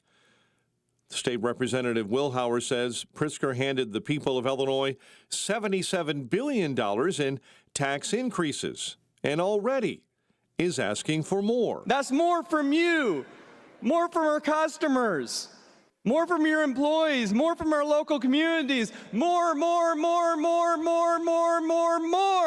Before the new budget passed, State Representative Chris Miller listed in a social media posting a total of 57 tax hikes and fees that have been imposed since J.B. Pritzker took office in 2019. A man hurt, stabbed on a CTA Blue Line train in the Loop. Police say the victim got into a fight last night with another person on the train in the 500 block of South LaSalle. There have been no arrests. White Sox blank the Twins 8-0. Cubs fall in 10 innings to the A's 5-4. The news, a service of Salem Surround. Go to surroundchicago.com today. We'll have a check of the roads in 2 minutes on AM 560. It's almost time for AM 560's annual golf outing, presented by Signature Bank. AM 560 is proud to partner with the Tunnel to Towers Foundation as they support America's first responder and military heroes to help America never forget 9/11. It's all happening on Monday, June 15th at McRae Memorial Golf Club in Barrington. Enjoy a full day of golf, meals, an awards reception, and a silent auction. Reserve your foursome today at 560theanswer.com/golf. Sponsored in part by Edward Jones Financial Advisor Nolan Webster and by real estate broker Ed Dring at leavingil.com. Lots of places can expose you to identity theft, but that's why LifeLock monitors hundreds of millions of data points a second for threats to your identity, which is way more than anyone can do on their own. If they find anything suspicious, like new loans or changes in your financial accounts, they'll alert you right away, all through text, phone, email, or the LifeLock app. Get the alerts that can make all the difference. Save up to 30% off your first year with the promo code BECK. LifeLock.com. 800-LifeLock. 1-800-LifeLock or LifeLock.com. Use the promo code BECK at LifeLock.com. Finding great candidates to hire can be like, well, trying to find a needle in a haystack, but not with ZipRecruiter. Its powerful technology actively finds and invites qualified candidates to apply to your job. So while other companies might deliver a lot of hay, ZipRecruiter finds you the needle in the haystack. See why 4 out of 5 employers who post a job on ZipRecruiter get a quality candidate within the first day. Try ZipRecruiter for free at ZipRecruiter.com/free. That's ZipRecruiter.com/free. ZipRecruiter. Man, I love this place. I've been surfing here since I was a kid. Now, seeing my grandson out on the water, it means everything to me. Watching him and taking in the blue waves, the sea breeze, the blurry horizon. If you have geographic atrophy, or GA, subtle changes in vision could mean it's progressing toward irreversible vision loss. Izervay is proven to slow GA progression and could help preserve your vision for longer, so you may keep seeing the world around you. Izervay, or avacincaptad pegol, is an eye injection. Don't take it if you have an infection or active swelling in or around your eye. Izervay can cause eye infection, retinal detachment, or increased risk of wet AMD. Izervay may cause blood in the white of the eye, blurred vision, or a temporary increase in eye pressure. Do not drive or use machinery until vision has recovered after an eye injection or exam.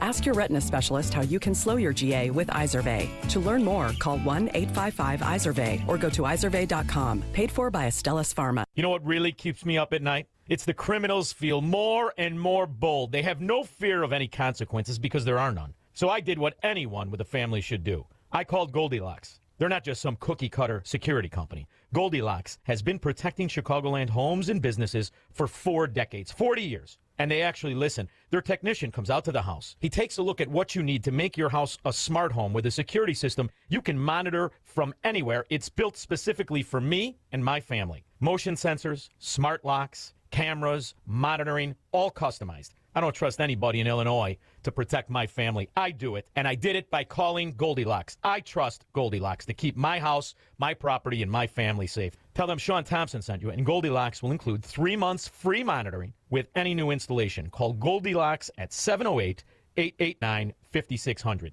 That's 708-889-5600. Or visit them online at GoldilocksInc.com. 7:07. Team Hochberg Traffic Center time, a service of the AM 560 store.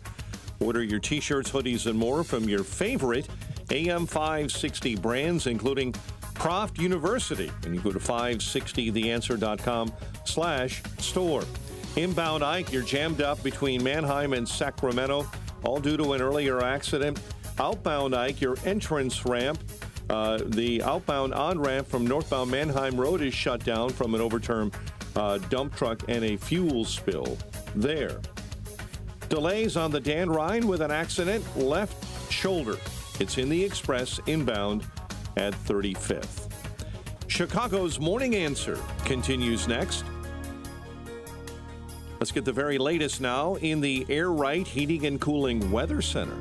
Today will bring partly sunny skies and very warm temperatures with a high of 86. Expect breezy conditions this afternoon. Tonight will be partly cloudy and warm with a low of 69. Tomorrow, anticipate a mix of sun and clouds, becoming breezy and warm with increasing humidity. There will be a chance of showers and a thunderstorm later in the day with a high of 81. I'm meteorologist Jason Caterina on AM 560, The Answer. Get the latest weather, traffic, and news updates online at 560theanswer.com. This hourly segment is brought to you by Wealth Health Radio with Joe Murphy, Sundays, noon to 1. Learn more online at mwmfinancial.tax. Now, from the Signature Bank Studios, this is Chicago's Morning Answer with Dan Proft on AM 560. The Answer. Sports and politics and sports and politics and sports and politics and intersection. Arrogance and ignorance. Arrogance, ignorance, and arrogance and ignorance. Intersection. Top of the morning, Dan Proft here, Chicago State University. Nearly 1 in 10 Chicago State undergrads is a scholarship athlete. And Illinois taxpayers are on the hook for more than $8 million a year to finance these scholarship athletes, student athletes at Chicago State. Much like the Holy Roman Empire, or Voltaire's observation of the Holy Roman Empire as being neither holy nor Roman, the student athletes at Chicago State are neither students nor athletes for the most part. Just laying it straight. This is a school, university that should have been closed a long time ago. It's a fraud. It just is. And it's not doing the students who attend any service by perpetrating the fraud. Giving them a soft place to land, an opportunity they wouldn't get elsewhere. Nonsense. It's nonsense. But those are the sorts of rationalizations that are offered by politicians, like House Speaker Chris Welch, who gave the commencement this year at Chicago State. Of course he did. Got to keep other people's money flowing to the school. 144 scholarship student athletes across its 15 varsity sports in 2024 at a taxpayer cost of $8.3 million. That works out to one scholarship athlete for every 10 undergrads. Roughly 10% of the undergraduate student body. 10% of the undergraduate student body at Chicago State are student athletes. By comparison, a U of I, its athlete to undergrad ratio is under 2%. NIU, it's under 5%. Chicago State is 10%. And of course, the teams are awful. They have been. Pick a sport, any sport. Men's basketball, you're spending $74,000 per athlete. Women's $55,000 per athlete. Men's soccer $7,000 per athlete. Men's tennis $21,000 per athlete. Women's tennis $22,000. Men's golf $14,000. Women's golf $42,000. And by the way, most of these athletes are not from the South Side, not from Chicago, not from Illinois, not from America. And this is a university that touts itself as unique in Illinois because it's a historically black university, although only since it's changed its name to Chicago State. Go back to the 60s, and it was majority white student body before they renamed and reoriented. But regardless, their raison d'etre, they say, is to serve the South Side of Chicago. Well, tennis players from Spain, Croatia, Poland, Germany, the UK, Mexico, Venezuela, Italy, Australia, South Africa, Canada, Czech Republic, Romania, Portugal, Barbados, Panama, and Ukraine. Of the 32 Chicago State's men's tennis players of the past 10 seasons, 84% were from outside the U.S. In 2 seasons of recent vintage, 2020 and 2021, not a single male tennis player was from America.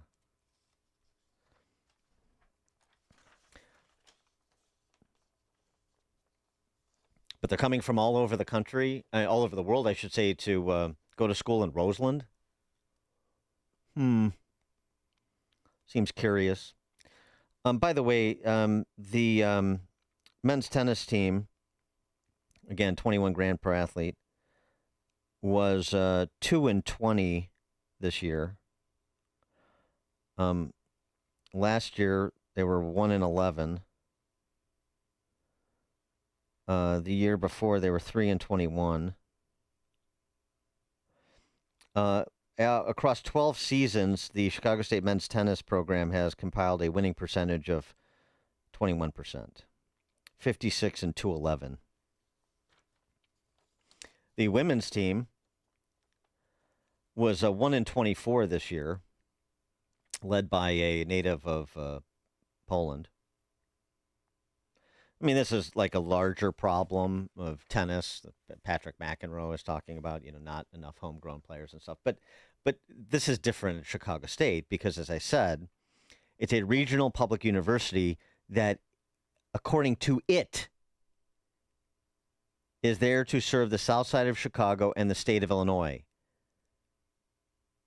It is spending appropriated taxpayer money and tuition dollars to field non-revenue teams composed almost entirely of athletes from other countries. This is not Auburn or Ohio State or Notre Dame.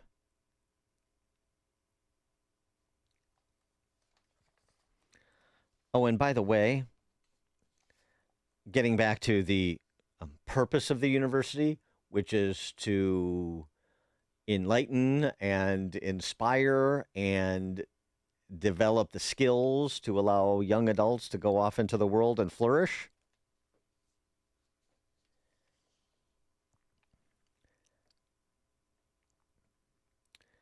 In the most recent fiscal year, each of the 469 degrees it conferred cost Illinois and federal taxpayers roughly $200,000 in government support, $200,000 per.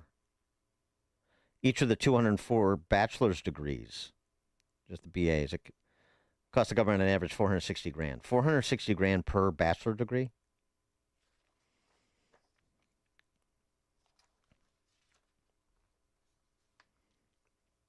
Only 8% of Chicago State freshmen graduate in 4 years. 8%.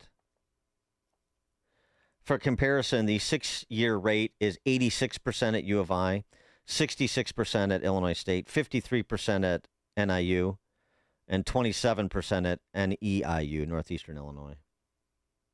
another school that deserves scrutiny in terms of its existence going forward. CSU also has the lowest retention rate in the state. Fall-to-fall freshman retention, 56%, is the worst among public universities.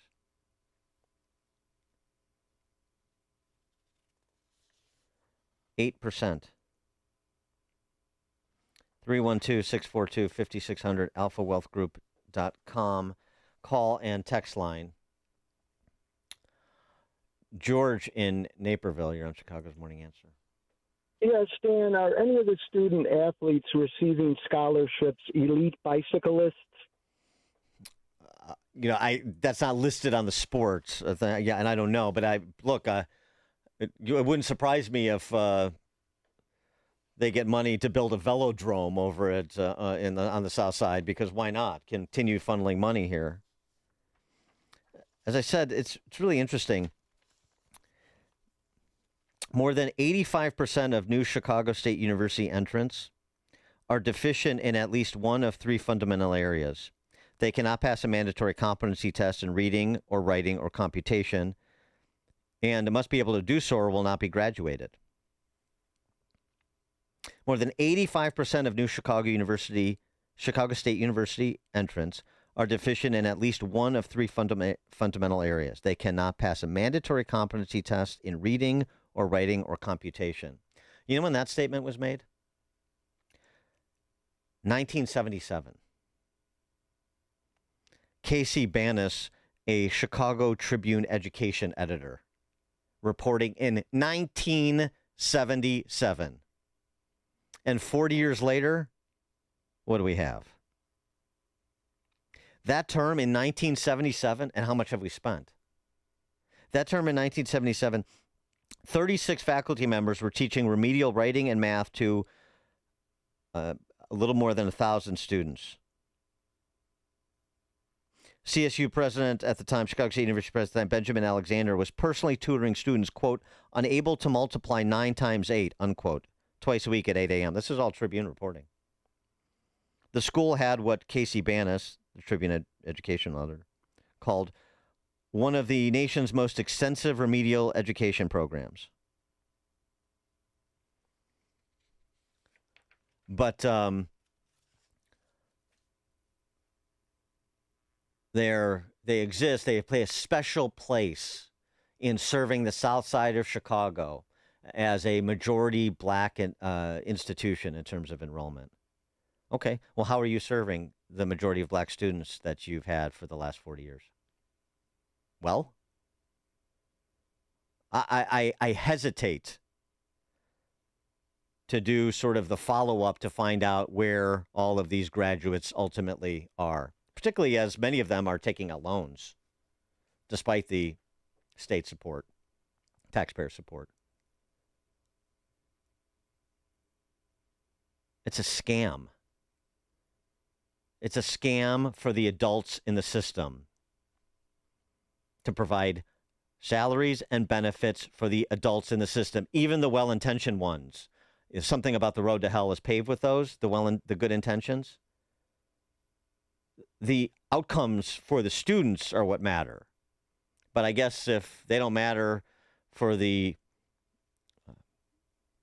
Praetorian Guard of CPS over the same period of time, then why should they matter at Chicago State? But it's, conservatives, honky conservatives from the suburbs like me who are the racists, not the POCs lording over these institutions. Okay. Jim in Western Springs. Good morning, Dan. How are you? Good. All right, so I was a Division I tennis player on scholarship at the University of Iowa a long time ago. I'm 62. I'm also a high school tennis coach here in the western suburbs. My daughters played college tennis. They were Division III. We did not get scholarship money because Division III students can't get scholarship money for an athletic team. They have to get it granted through some other scam or system. in this case, and Patrick McEnroe is correct, as well as Wall Street Journal put an article out around a month ago, 56% or more of these tennis players are foreign athletes, not athletes here in the United States. But the interesting thing is Iowa, Minnesota, Illinois State, just to name a few, they've eliminated their men's tennis team, their men's gymnastics, and men's swimming. They first said it was because of COVID. Then when we did some investigation, it was because there was not enough minorities in these sports. And then they started putting women's wrestling to make Title IX equal sports. The thing about Chicago State is, yes, they have these foreign players, and yes, they're 2-30, but it's a joke. It's a complete scam because the reason they're doing this is to please whoever, because most Division III schools and Division II are not allowed to give scholarship money. So yeah. I see this all the time. I mean, we know about it, and no one does anything about it. The NCAA is hands off, but in this situation, I think this is more, Illinois politics, because number one, why do they have a tennis team when these other institutions that create money, income, like football, basketball, are cutting sports? So there's no income coming in for this sport, so why is it still there? Right. Thanks for the call, Jim. The men's soccer team was outscored 59-7 on the season. They were shut out 11 times in 16 games. The Chicago State women's volleyball team won 14 sets in 26 games. They won 14 sets and they lost 76 sets in 26 games. And you know what the response is? Chicago State is launching a Division I football team this season. Because 10% of the student body being student athletes is not enough. Put another 105 players on the dole, as it were. I mean, it's really something. It's sad. Really is. Mary Beth, Mount Greenwood. Hi. They're changing the name to the Chicago State University Leering Center. Have a good day. Thanks for the call, Mary Beth. Yeah. Beverly in the West Loop. Hi. Last day for me as a Chicago elementary school substitute teacher. I've been doing long-term subbing for 8.5 years now, and I can tell you, you need to look at the textbooks. I don't think parents are really looking at those textbooks. I'm doing some summer tutoring, and I just ordered a bunch of used Dick and Jane books to help these 5- and 6-year-olds read, because the textbooks are so bad. Somebody's cousin got the deal or something, the publishing deal, because they're horrible. What do you mean? Wait, like horrible in what sense? They don't use the practice that you and I grew up on with phonics and with repetition, with the sight words. They quickly go over them. They do not repeat.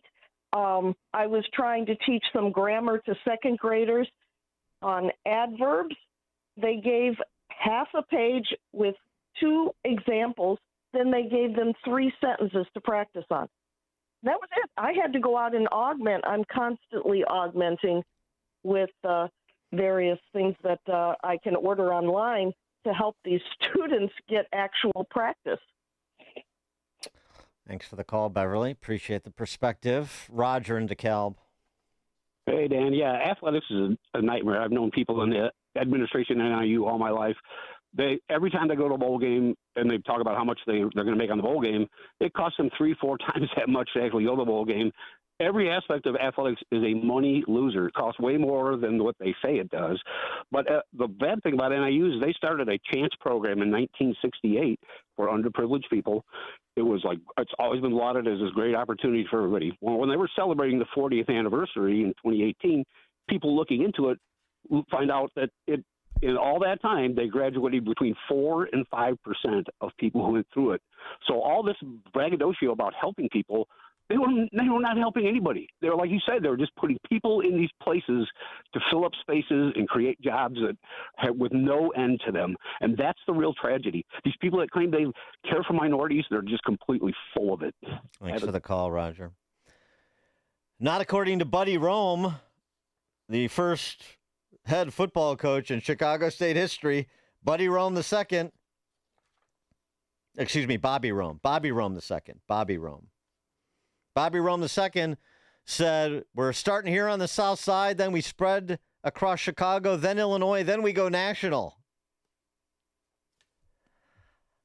Okay, Bobby. It's news, opinion, insight. This is Chicago's Morning Answer on AM 560. The Answer. Need life insurance but have diabetes, high blood pressure, or on anxiety meds? If you're a 50-year-old male, even porky, or with type 2 diabetes, $1 million of life insurance may only cost you about $200 a month. For affordable term life insurance, call Term Provider and speak with Big Lou at 800-444-2013. 800-444-2013 or visit biglou.com. Remember, Big Lou's like you. He's on meds too. 800-444-2013. You smell that? Spring. Hibernation's over. It's time to run it. Run it until the grass becomes long and the hedges duck and cover. Then, run it again. Steel, get up to $50 off select AK battery tool sets. Offer valid for a limited time only at participating dealers while supplies last. It's almost time once again for the annual AM 560 Golf Outing, presented by Signature Bank. AM 560 is proud to partner with the Tunnel to Towers Foundation to help them support America's first responder and military heroes, to help America never forget 9/11. This year, our golf outing is happening on Monday, June 15th at McRae Memorial Golf Club in Barrington. When you purchase a foursome to join us, you'll enjoy a full day of golf, meals, an awards reception, and a silent auction. And if you're a business owner, when you purchase a foursome, you'll also receive an AM 560 marketing campaign, which includes 25 one-minute commercials to air on AM 560 Monday through Friday between 5 a.m. and 8 p.m. and a free digital marketing analysis. Reserve your foursome today at 560theanswer.com/golf. That's 560theanswer.com/golf. Sponsored in part by Edward Jones Financial Advisor Nolan Webster and by real estate broker Ed Dream at leavingil.com. Let me ask you something. Does your garage floor look bad? Covered in salt, cracked, or stained from the winter's brutal blast? Well, I've got a fix for you so you can start enjoying your garage this spring. Contact my good friends at Level 10 Coatings. Level 10 brought my garage floor from dirty and gross to showroom, shiny new in just one day. Level 10 Coatings can do the same for you. A quick and easy fix, permanent durable solution. Guaranteed to never chip or peel. Get it done now so you can enjoy your garage this spring and summer. Schedule your free quote today and mention me, Amy, for $500 off. Visit level10coatings.com. That's level, the number 10, coatings.com. Level10coatings.com or call 855-510-2628. Again, that's 855-510-2628. Level 10 Coatings, your premier concrete coating experts. Each morning, the newsmakers and the newsbreakers shaping today's conversation are heard on the AlphaWealthGroup.com answer line on Chicago's Morning Answer. When you need answers about what's happening in your world, you turn to AM 560 The Answer. And when you need answers about how to prepare for and protect your retirement, you turn to the Alpha Wealth Group, now the proud sponsor of the AM 560 Answer line, right here on Chicago's source for news, opinion, and insight. AM 560 The Answer. Picture warm Gulf breezes, turquoise waters, white sand beaches. Now, add evenings of conversation with Salem Media's Mike Gallagher, Scott Jennings, Larry O'Connor, and Jennifer Horn. This November, sail from Fort Lauderdale to the Bahamas, Jamaica, the Cayman Islands, and Mexico on a 7-day journey built for those who love this country. Book your cabin today when you text the word cruise to 94878. Celebrate America's 250th anniversary the right way on the Gulf of America Cruise. Book your cabin now. Text the word cruise to 94878. AM 560, The Answer.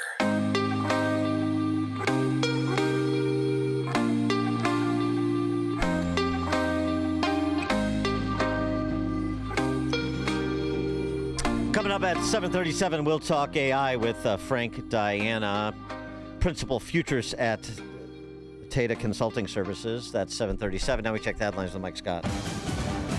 69 degrees in Chicago. Partly sunny. High near 86 later today. 4 Republicans joined Democrats in passing a House resolution aimed at limiting President Trump's war powers in Iran. On this vote, the yeas are 215 and the nays are 208. The concurrent resolution is adopted. The resolution passed 215 to 208 on Wednesday. The president says he'll nominate Acting Attorney General Todd Blanche to serve in that role permanently. U.S. military has struck another alleged drug boat in the Eastern Pacific. U.S. Southern Command saying 2 were killed in the attack. Intelligence confirmed the vessel was engaged in narco trafficking. 1 person is dead, 3 others hurt. It all follows a shooting at a California high school following a graduation ceremony. There were 3 victims with gunshot wounds, ages 11, 20, and 25. And there was 1 additional victim, an 18-year-old, who did succumb to their injuries sustained during this incident. It happened Wednesday evening as Fairfield High School was being used as a graduation site for Semieto High. The shooter is still on the loose. As we told you yesterday, Illinois Comptroller Susana Mendoza has confirmed she is running for mayor of Chicago next year. It's time for us to have a mayor and a city hall that provides the competence, the leadership, and the results that this amazing city deserves. Mendoza unsuccessfully ran for Chicago mayor back in 2019. Staff members at a zoo in Michigan City, Indiana, were hospitalized after an incident involving wolves that followed the death of a wolf in a separate medical event. The wolf died of natural causes, and then the incident occurred. A 39-year-old and 34-year-old were injured, now stable at a nearby hospital. A Berwyn man is charged with aggravated DUI in a crash on the Tri-State that left an Illinois tollway maintenance worker dead. A vehicle driven by Paul Ong apparently hit one of those tollway workers, and that victim, Calvin Holly, died later at a nearby hospital, according to Illinois State Police investigators. White Sox beat the Twins 8-0, while the Cubs lost to the A's in 10, 5-4. The news, a service of daily podcasts of Chicago's Morning Answer and The Sean Thompson Show. Hear both shows, limited commercials. Subscribe free to the daily podcast at 560theanswer.com/podcast. A check of the roads coming up in 2 minutes on AM 560. Scott Jennings thinks Iran is oblivious. According to Iranian state TV, they want 3 things: U.S. war reparations, recognition of its sovereignty over the Strait of Hormuz, and an end to American sanctions. Those first 2 are clearly non-starters, and the third is only possible if Iran gives up its nuclear program, which so far it has resisted. The Scott Jennings Show, weekdays at noon, right before Hugh Hewitt at 2 on AM 560. The Answer. Hey, if you're living with joint pain, listen up. Is your life filled with I can't raise my arms, I can't climb stairs, I can't kneel down, I can't take a long walk or golf with the guys? Well, today's a new day. Take action, a day to celebrate what you can do. And that's exactly what QC Kinetics patients are doing. Back to enjoying their lives again thanks to the innovative treatments offered at QC Kinetics. I've seen the results and personally recommend Dr. Caravelli and her team. So many of you have been through their life-changing regenerative treatments done right in the office. No missing work, no surgery, no long recovery. The inflammation calms down. I want you to schedule a free consultation. You don't have to live a life of I can't. Have a conversation with my friends at QC Kinetics and tell them I sent you when you do. Their treatments are natural, so don't watch summer pass you by again. Take action today. Schedule an appointment right now. Consultations are free. Call 312-827-6261. Again, that number, 312-827-6261. Call QC Kinetics to be pain-free this summer at 312-827-6261. Everywhere you turn, it's plus, plus, plus. Retail chains, streamers, even our phones come with plus. And to think it all started with Hassellus Mattress, because nobody has more plus than us. Right now at Hassellus, get a Queen Beauty Sleep by Beauty Rest Elm Cove A mattress. Others sell it for $1,459, but Hassellus has it for just $794. Plus, through Monday, you'll also get a free adjustable base. Plus, a huge selection of Beauty Rest, Sealy Posturepedic, and other big name brands. Plus, free financing. Plus, free next day delivery and setup. Plus, free haul away and disposal of your old mattress. Plus, employee free showrooms. Get all this, plus a whole lot more when you shop at Hassellus Mattress. Woo! All these pluses have me feeling nonplussed. Save big on Sealy Posturepedic, Beauty Rest, and more every day from 9 to 9. Find an employee-free showroom near you or shop online at Hassellus.com. Patrick was way behind on his IRS taxes. I was in way over my head. The total amount ended up being somewhere just over $30,000. $30,000. Then the IRS came to collect. Started getting letter after letter. A lien had been filed against me. They were going to basically hang me completely out to dry. He had to do something. That's when I reached out to Optima Tax Relief. Patrick's life quickly got a lot easier. It was very easy, pretty much hands off. They picked up the ball and ran with it. And how'd it go? I couldn't believe it. I had to ask 2 or 3 times. I saved an incredible amount of money. How does Patrick feel about Optima? Couldn't be happier. They definitely helped me. Optima Tax Relief, the best place to call. They're the best in the business. Do what Patrick did and call Optima Tax Relief for a free consultation. Call 800-965-1433. 800-965-1433. 800-965-1433. Optima Tax Relief. Testimonial from an actual client. Some restrictions apply. For complete details, please visit OptimaTaxRelief.com. Amazon Business. With smart business buying, innovative AI tools optimize your purchasing experience paired with delivery options built for business. Learn more at AmazonBusiness.com. 7:38 Team Hochberg Traffic Center time. Inbound Kennedy, fairly doable 40 minutes right now, O'Hare into the Circle interchange. On the Ike, outbound, you're jammed up between Central and Mannheim due to a much earlier accident involving an overturned semi. Dan Ryan outbound, accident showing up on the right-hand shoulder, outbound at 95th.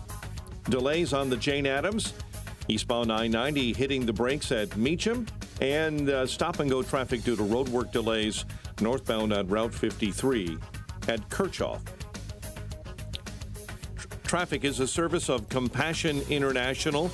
Compassion sponsorship means food, healthcare, education, and most of all, being loved. Text the word radio to 83393. Chicago's Morning Answer continues next. A check of your forecast in the Air Right Heating and Cooling Weather Center. Partly sunny this afternoon and a high near 86. Get the latest weather, traffic, and news updates online at 560theanswer.com. This hourly segment is brought to you by Goldilocks, offering 24/7 security solutions for homes and businesses. Call them today at 708-889-5600. Now, from the Signature Bank Studios. If you're looking for the latest news, insight into what it means, and the sharpest opinion, there's only one station in Chicago where you can turn, and it's this one. We're AM 560, The Answer.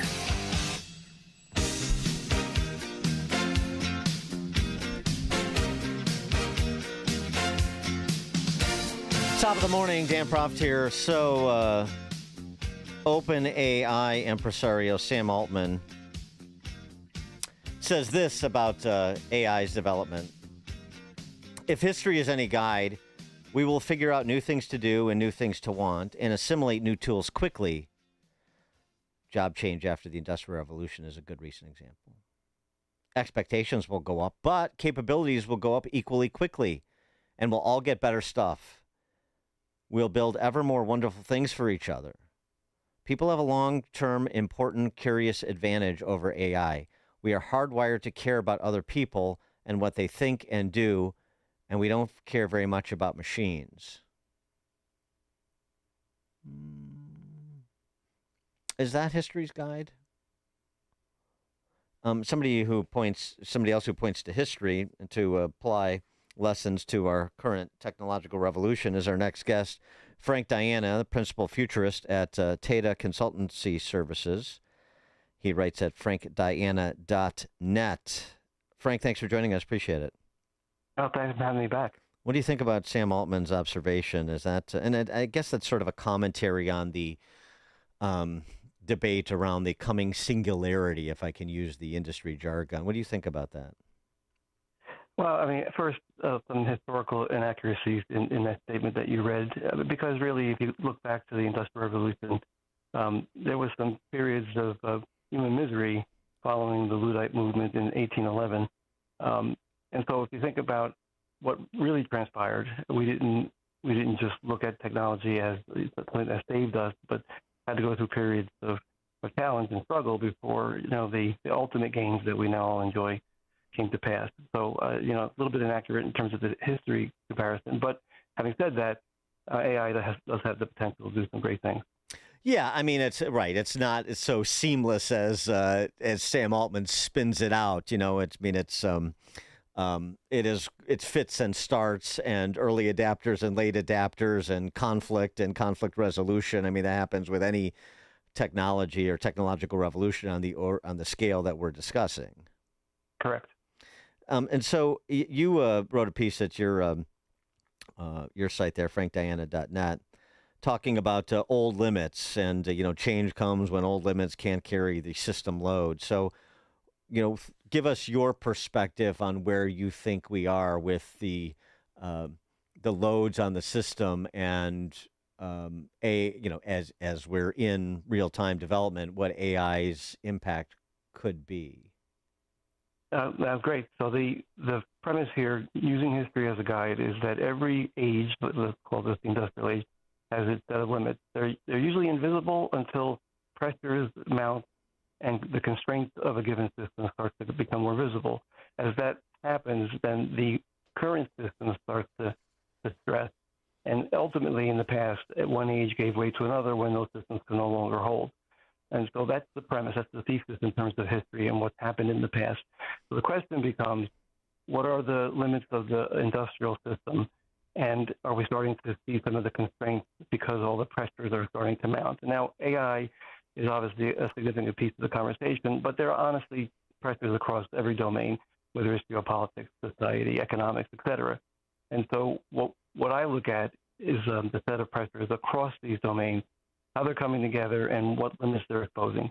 And there are limits, obviously, in our work constructs. There are limits in our education constructs. Most of our institutions have limits, and I think we're just seeing these pressures pressed against those limits. And I mean, so the factor in AI and how AI is providing or perhaps assisting the transition to a new system that can accommodate some of these pressures in a way that the current industrial/digital infrastructure can't. Well, that's great. So the intent here would be that if the stresses are making the prior system inadequate, does AI create a bridge? And so there's examples. For example, when we look at the energy domain and the stresses that the data centers and AI is going to place on energy, humans and the current grid and the current system can't keep up. So does AI become sort of the intelligent orchestrator of energy over the course of the next 5 to 10 years? And I really believe we're already heading in that direction. But it's just one example of how AI takes some of the burden off of the current system and interjects or intercedes. And so I mean, so then to talk about education, use that as an example. You write the old model of learning cannot keep up with changing capability needs. Yeah, I agree with that. I mean, look at test scores. That sort of speaks to that, and aptitude levels coming out of even even college, much less K-12. So then what's like a concrete potential vision for AI providing a new and improved system, and what's a potential pitfall? I think people are trying to get their handle around, like, even just by sector, something that they otherwise understand in its current form, and a better tomorrow that AI could provide, or a worse tomorrow, depending on how we use it or how it uses us. Yeah, I like the way you position that, because every one of these transitions have had places where we enhance humanity and places where we diminish it. In the case of education, on the enhanced side, if AI and other methods, sensors, those kinds of things could actually help us personalize education to the level where the way somebody learns is facilitated much more effectively. And if you could do that, then that aptitude issue that you brought up could be overcome. But at the same time, as we know, there's so much misinformation and disinformation and challenges with knowledge and how that knowledge is applied and accepted, that we're going to see the diminishing piece of it as being truth and trust and actually relying on the information that comes out of AI systems.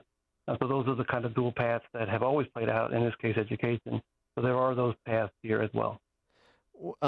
With respect to Pope Leo's encyclical, Magnificent Humanity, did in your view, forgetting the particular religious denomination, but just in terms of the human questions that he put forward, the way that he framed AI and the things that we all need to wrestle with, even if we're not, AI developers. What's your assessment of his framing of the conversation? So he's basically mimicking Pope Leo XIII's encyclical back in 1891, Rerum Novarum, which basically means new things, right? So back in the industrial age, years later, in 1891, something similar happened, because the vision was that we're seeing some very new things that humans weren't accustomed to. And so let's put a moral, ethical framing on this and try to move us forward in constructive ways. What Pope Leo XIV is doing is very similar, but way in advance of AI's impact, full impact. So it's just a moral framing for us to think about a technology that is not just a tool, but something very significant in the context of our current structures and institutions. And shouldn't we take sort of a human lens to that as we move forward? So I spoke with a professor of the University of Montreal the other day, and we were talking, about some of these issues. But one of the things he said is, there's like about a 1 in 6 chance that AI is a extinction event. Like rise of the machines, elimination of humanity. And I'm sure you've heard some of these apocalyptic predictions as well. Just with respect to how we're trying to get our arms around it, particularly people that are laymen, is that threat level something that should be talked about openly like this? I mean, is that important to include in the discussion, that it presents this real potential extinction level event and we need to contemplate that? Or is that, in your view, a little bit of hyperventilation and it sort of distorts the conversation? Yeah, the latter. I really do think it distorts the conversation. There are plenty of challenges that AI represents today and into the future, the next couple of years, that we really need to focus on and address. This distinction conversation, this notion of consciousness, all those things, I really do believe are distracting. Should we have our eyes on where these things ultimately might go? Yes, but not in the way that distracts. And I do think that conversation is distracting. Well, so what about, when you talk about the possibility of sort of, to use Pope Leo's framing, does this make us more human, this tool make us more human or less human? One of the things in this, in the more apocalyptic predictions, is this focus on recursive self-improvement, that AI can just continue to improve itself independent of human input, and essentially that's somehow, and I don't exactly get how the dots connect because I haven't really heard a good explanation, but somehow that can lead to the subjugation of humanity. But so speak to terms that are thrown around a lot: AGI, the general intelligence, artificial general intelligence, and recursive self-improvement. Distill those for us. Well, so let's start with the self-improvement. His point is that we're not really building it because it's really building itself as it learns and continues to learn, right? And so with that as the backdrop, his concern is valid. We don't really know what it's going to do or potentially can do if that's the case, right? So that's really his underlying premise. And does it impact humanity at a level that we're not even sure of right now? Artificial general intelligence is this notion that AI ultimately becomes smarter than humanity collectively. and not just narrowly applied to a given use case or domain, but can really be applied anywhere. And so it starts to really take on not so much human qualities, but it can deal in the intelligence domain across various areas. And so the concern is, if it gets to that place, then is it smarter than us? And that's where the whole singularity conversation comes from. That's where a lot of this extinction discussion comes from. Is if it gets to those places, then what? Well, Mark Andreessen said recently on Joe Rogan, I mean, he essentially said that it's already there, that, he has access to a lot of experts, being this billionaire venture capitalist that he is, and he's a tech guy, as you know. And he said, I have access to a lot of experts, and the answers I get from AI, sort of across sector when I'm looking at investments or tech development or whatever, the answer I get from AI is better than, so it simultaneously is better than all the experts in particular disciplines right now, is essentially what he was saying. Well, it's got access to just so much information that us humans could never have access to or process, right? So obviously it can be very, very intelligent based on the data of humanity, right? But at the same time, and taken from somebody that uses it a lot, at the same time, without the human in the loop, it makes mistakes, it makes up information. You can't just rely solely on what it delivers to you. So AGI, okay, to some definition, maybe we're there, but I don't think so, because if you take the human out of the loop, I could not take the information I get out of on the surface level. I have to insert myself. Right. So it's not AGI in the way that it's being envisioned as sort of the sci-fi AGI. It's right now it's just leveraging the sort of the collection of human knowledge and scholarship. And what people are really talking about when they're talking about AGI is it's able to start from that foundation of knowing everything that humanity knows and then build from there independently. We're not at that stage yet. No. And again, to me, AGI is realized when you could let it go and not have to worry that you've got bad information or bad decisions were made, et cetera, et cetera. We're not there. Frank Diana, Principal Futurist at Tata Consultancy Services. He writes at frankdiana.net. Frank, thanks so much for joining us again. Appreciate it. Thanks for having me. And Frank, join us on the alphawealthgroup.com answer line. The stories you need to know to start your day. This is Chicago's Morning Answer on AM 560. The Answer. Don't miss In Grace with Pastor Jim Scudder Jr. Now heard on Sunday mornings at 7:30. Tune in and find hope as Jim Scudder explores God's Word and His world each Sunday morning right here on AM 560. The Answer. Every morning, students and faculty fill your school's hallways. And every morning, parents trust you to know who's there with them. With ID Supply, that trust is earned and visible. From student and staff ID cards to secure visitor badge systems, ID Supply helps you instantly identify who belongs on campus at a glance, while keeping your entire facility safer. Visitor badges expire automatically, so no one stays longer than they should. And parents, they can feel confident knowing their school has a system in place. Need supplies? We've got you covered. ID card printers, ribbons, and custom lanyards in your school colors. Most orders ship same day. Parents, if your child's school doesn't have a visitor ID system, ask them about ID Supply, because knowing who's on campus shouldn't be a question. Get 10% off your first order with code SCHOOL10. That's SCHOOL10. Visit idsupply.com or call 800-647-5562. Again, that's 800-647-5562. ID Supply. Trusted by schools for over 20 years. Virago is fending off viruses and making America healthy again. Hi, my name is Dr. Michael Huber. I'm one of the co-founders of Virago, the immune enhancement cocktail.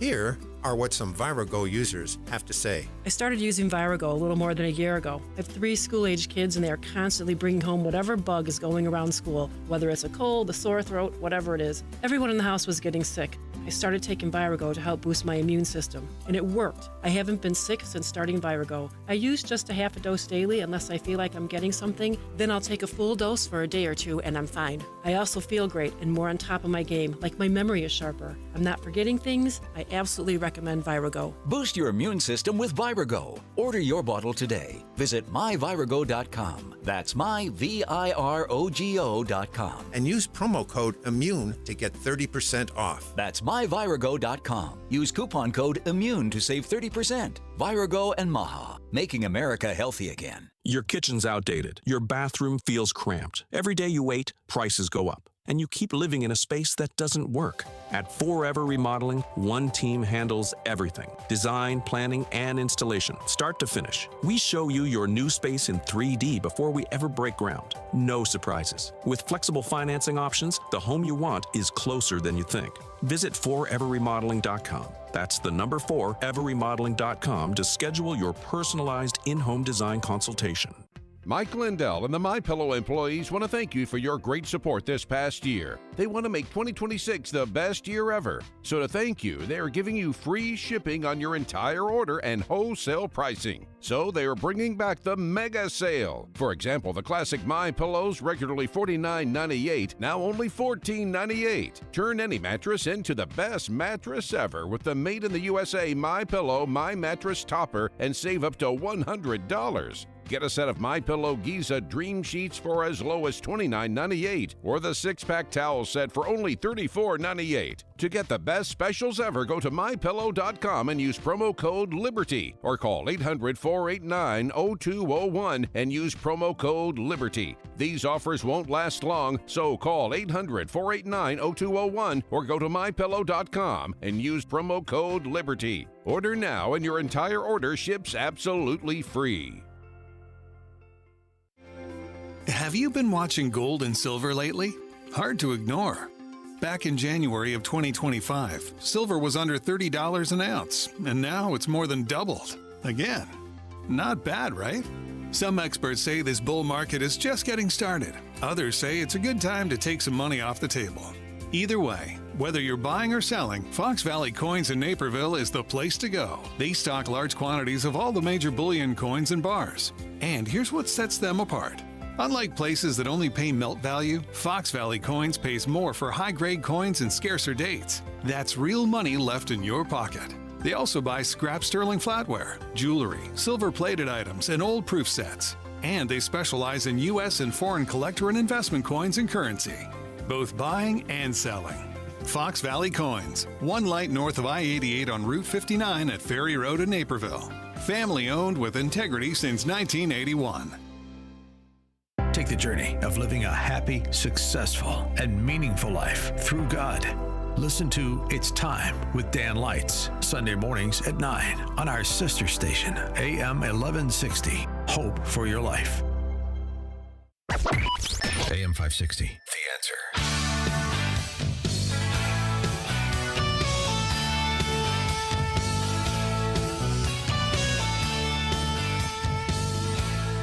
Wall Street Journal reporting that some senators meeting with Graham Plattner worried about more shoes to drop. As one person posted on X, look, are you just a Nazi and a rape apologist or something bad about to come out? They want to know. We'll start there with David Harsanyi at 8:08. Also talk about the superseding indictment the DOJ secured against the Southern Poverty Law Center. More interesting stuff there, too, in terms of those race hustlers. We'll do that at 8:08. It's now 8 o'clock on AM 560 WIND Chicago. Presidential pushback. CJ Pop of Fox News. The fourth time is the charm for the House. The concurrent resolution is adopted. Well, voting to clamp down on the president's ability to wage war with Iran. It's largely symbolic, and on Truth Social, the president calls the vote meaningless, bashing the four Republicans, label them bad, joining all the Democrats in the middle of my final negotiations to end the war with the Islamic Republic. Fox's Trey Yanks in Tel Aviv. The president spoke from the Oval Office on Wednesday about the negotiations with the Islamic Republic of Iran, saying the United States has a very powerful deal they are negotiating. The House of Representatives voted 215 to 208 to pass the War Powers Act resolution that symbolically aims to restrict President Trump from taking additional military action against Iran. The president can veto the bill if it passes the Senate. There's another ceasefire in place between Israel and the terror group Hezbollah, but the Israelis are still in Lebanon for now. The ceasefire deal between Israel and Lebanon is dependent on the Iran-aligned militants of Hezbollah halting their attacks. Its renewal was announced by the State Department yesterday. But Israel's Defense Minister, Israel Katz, says troops will remain in the south of Lebanon, a so-called security zone meant to protect residents of northern Israel. The ceasefire will create some pilot areas inside Lebanon where Hezbollah would be banned. The plan is a boost to hopes of an end to the war with Iran. The Iranians say any peace deal must cover the conflict in Lebanon too. Jonathan Savage, Fox News. President Trump set to reveal his $700 million plan to use federal money to help revive the U.S. coal industry. The announcement expected at 3 p.m. Eastern Time. And the New York Knicks winning their 12th straight playoff game, taking Game 1 of the NBA Finals over the Spurs, 105-95 in San Antonio. Game 2 tomorrow night. America's listening to Fox News.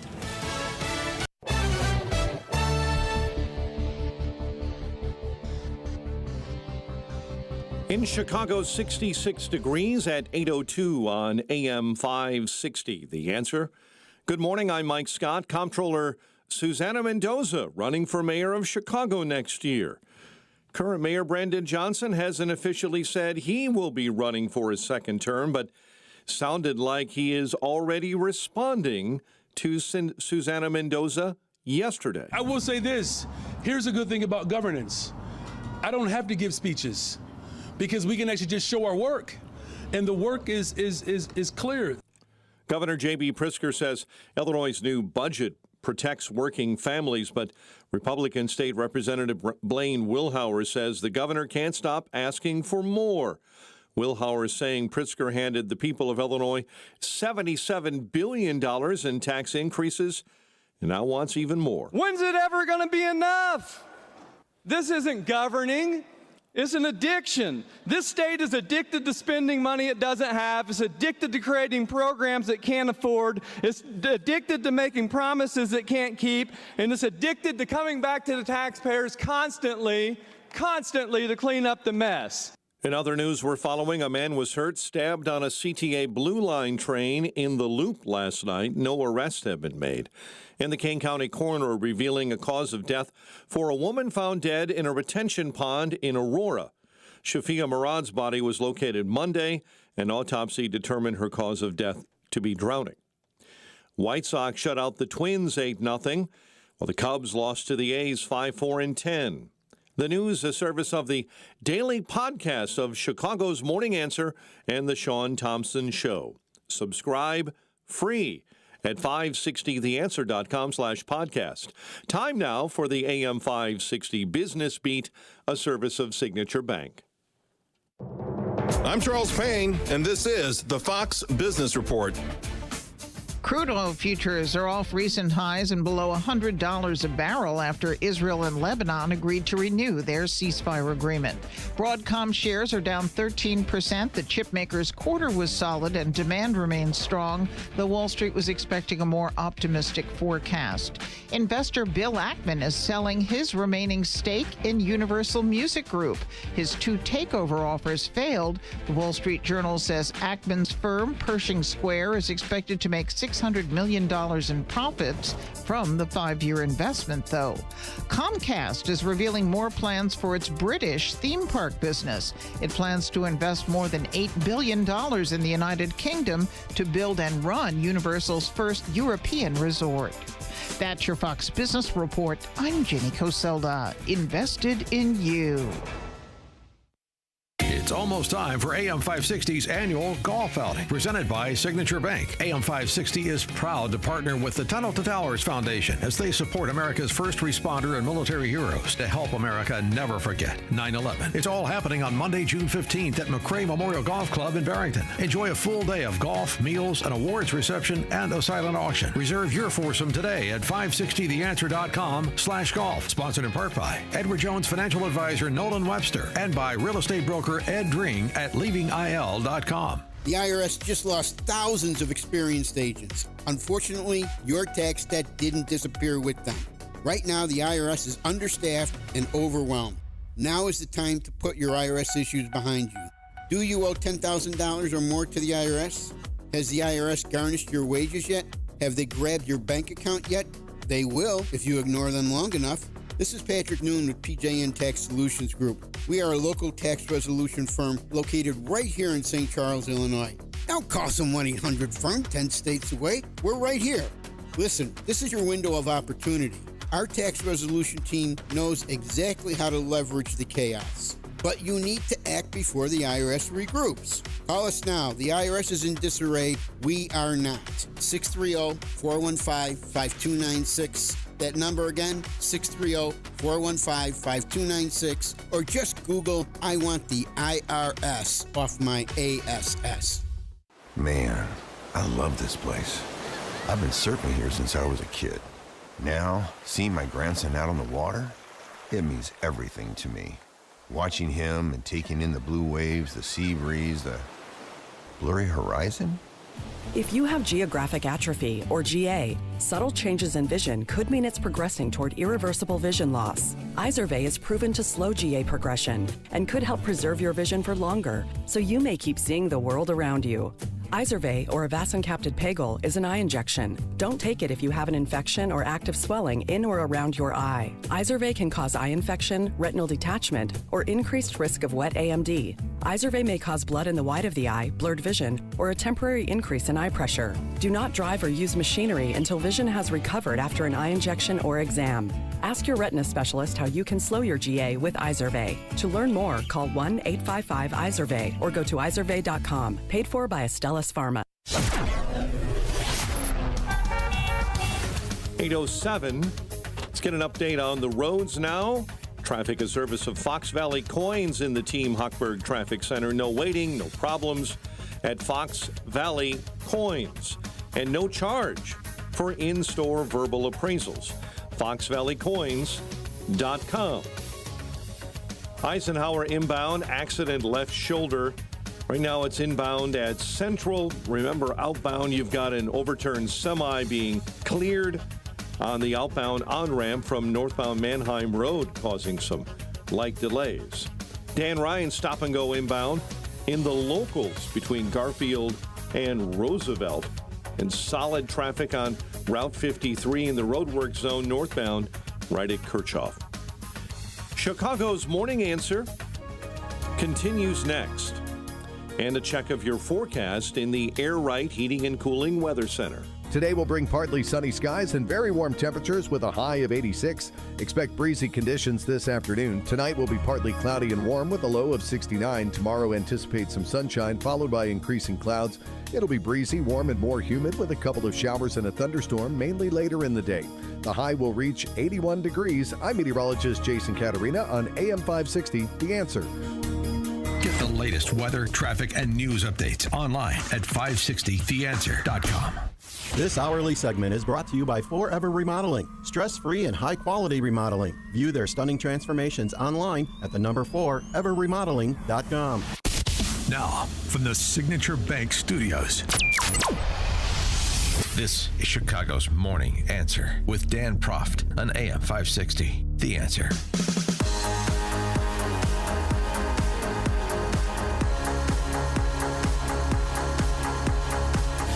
Top of the morning, Dan Proft here. So the DOJ secured a superseding indictment against the Southern Poverty Law Center, this massive, well-funded hate group that pretended to be in the business of rooting out hate, while in fact it was not only promoting it, because they're identitarian race hustlers, it was underwriting it.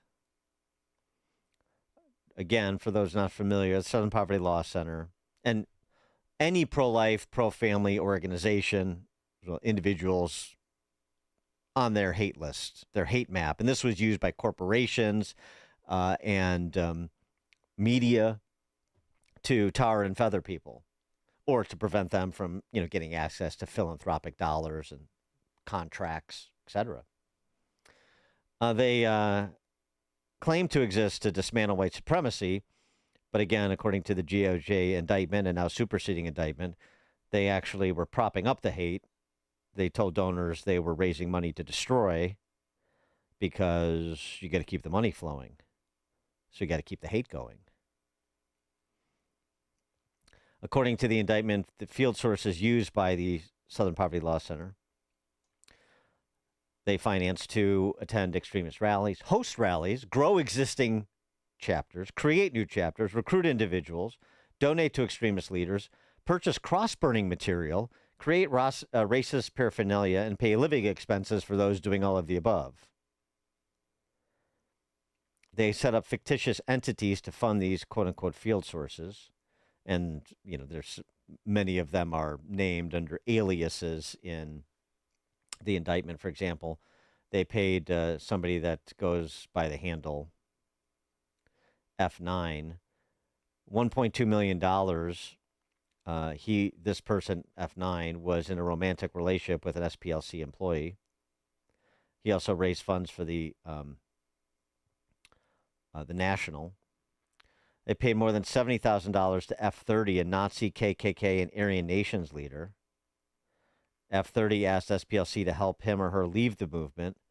SPLC gave that person a salary to stay and use the money to host extremist rallies, recruit members, and publish material. That's a concrete example of what was referenced generally. They gave $155,000 to F42, former chairman of the neo-Nazi National Alliance. I like this one. They paid $350,000 to an officer of the National Socialist Movement and Aryan Nations-affiliated Sadistic Souls Motorcycle Club. Sadistic Souls Motorcycle Club. It's good stuff. And the reason it's important to cover this superseding indictment, it's the same reason it was important to cover this, the initial indictment, is because this story cannot go away, should not go away. This cuts to the core of the identitarian scam that is being run by the left. This is an organization that had an endowment of like $750 million and created all sorts of havoc and instigated all sorts of manufactured animus for the purpose of advancing this idea that America is systemically racist, and thus we need all of these programs and the additional concentration of power, and we can use race as a cudgel to beat up our political opponents, people who just disagree with us on, for example, generally speaking, the role of government in a free society, not because they actually dislike people based on their race. For more on this and other matters, please be joined by David Harsanyi, senior writer for the Washington Examiner, co-host of the You're Wrong podcast, and author of The Rise of Blue Anon, How the Democrats Became a Party of Conspiracy Theorists. Not just conspiracy theorists, actually conspirators in the case of the SPLC. David, thanks for joining us. Appreciate it. Yeah, thanks for having me. Yeah, I wish I would have known about this when I was writing my book. It was a bit helpful. Right. Yeah, and everything, just listening to you and everything you say is right on point. But it should be mentioned that the SPLC played this game that a lot of leftists do and have for a long time, where they'll take a legitimate hate group, right, like KKK, and then right next to them put a group that is completely innocuous, fighting for liberty somewhere, and conflate those two. So yeah. They do this. This in media stories. They do this. They're constantly doing this. No, no, exactly right. The Sadistic Souls Motorcycle Club and Moms for Liberty, same thing. Exactly. Right. That sounds like a pretty interesting gang. I gotta be honest. Yeah, no, I'm like Sons of Anarchy is coming up in my mind, but I'm probably romanticizing them more than I should.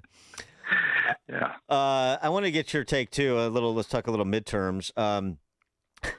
It's just kind of interesting.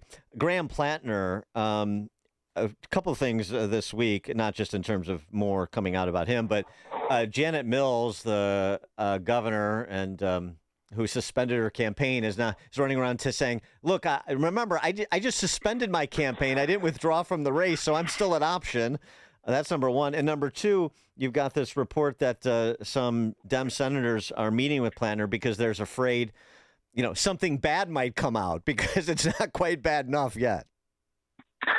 I know. I love how the Nazi tattoo is fine, but, the texting is not fine. It seems improbable to me that something else wouldn't come out.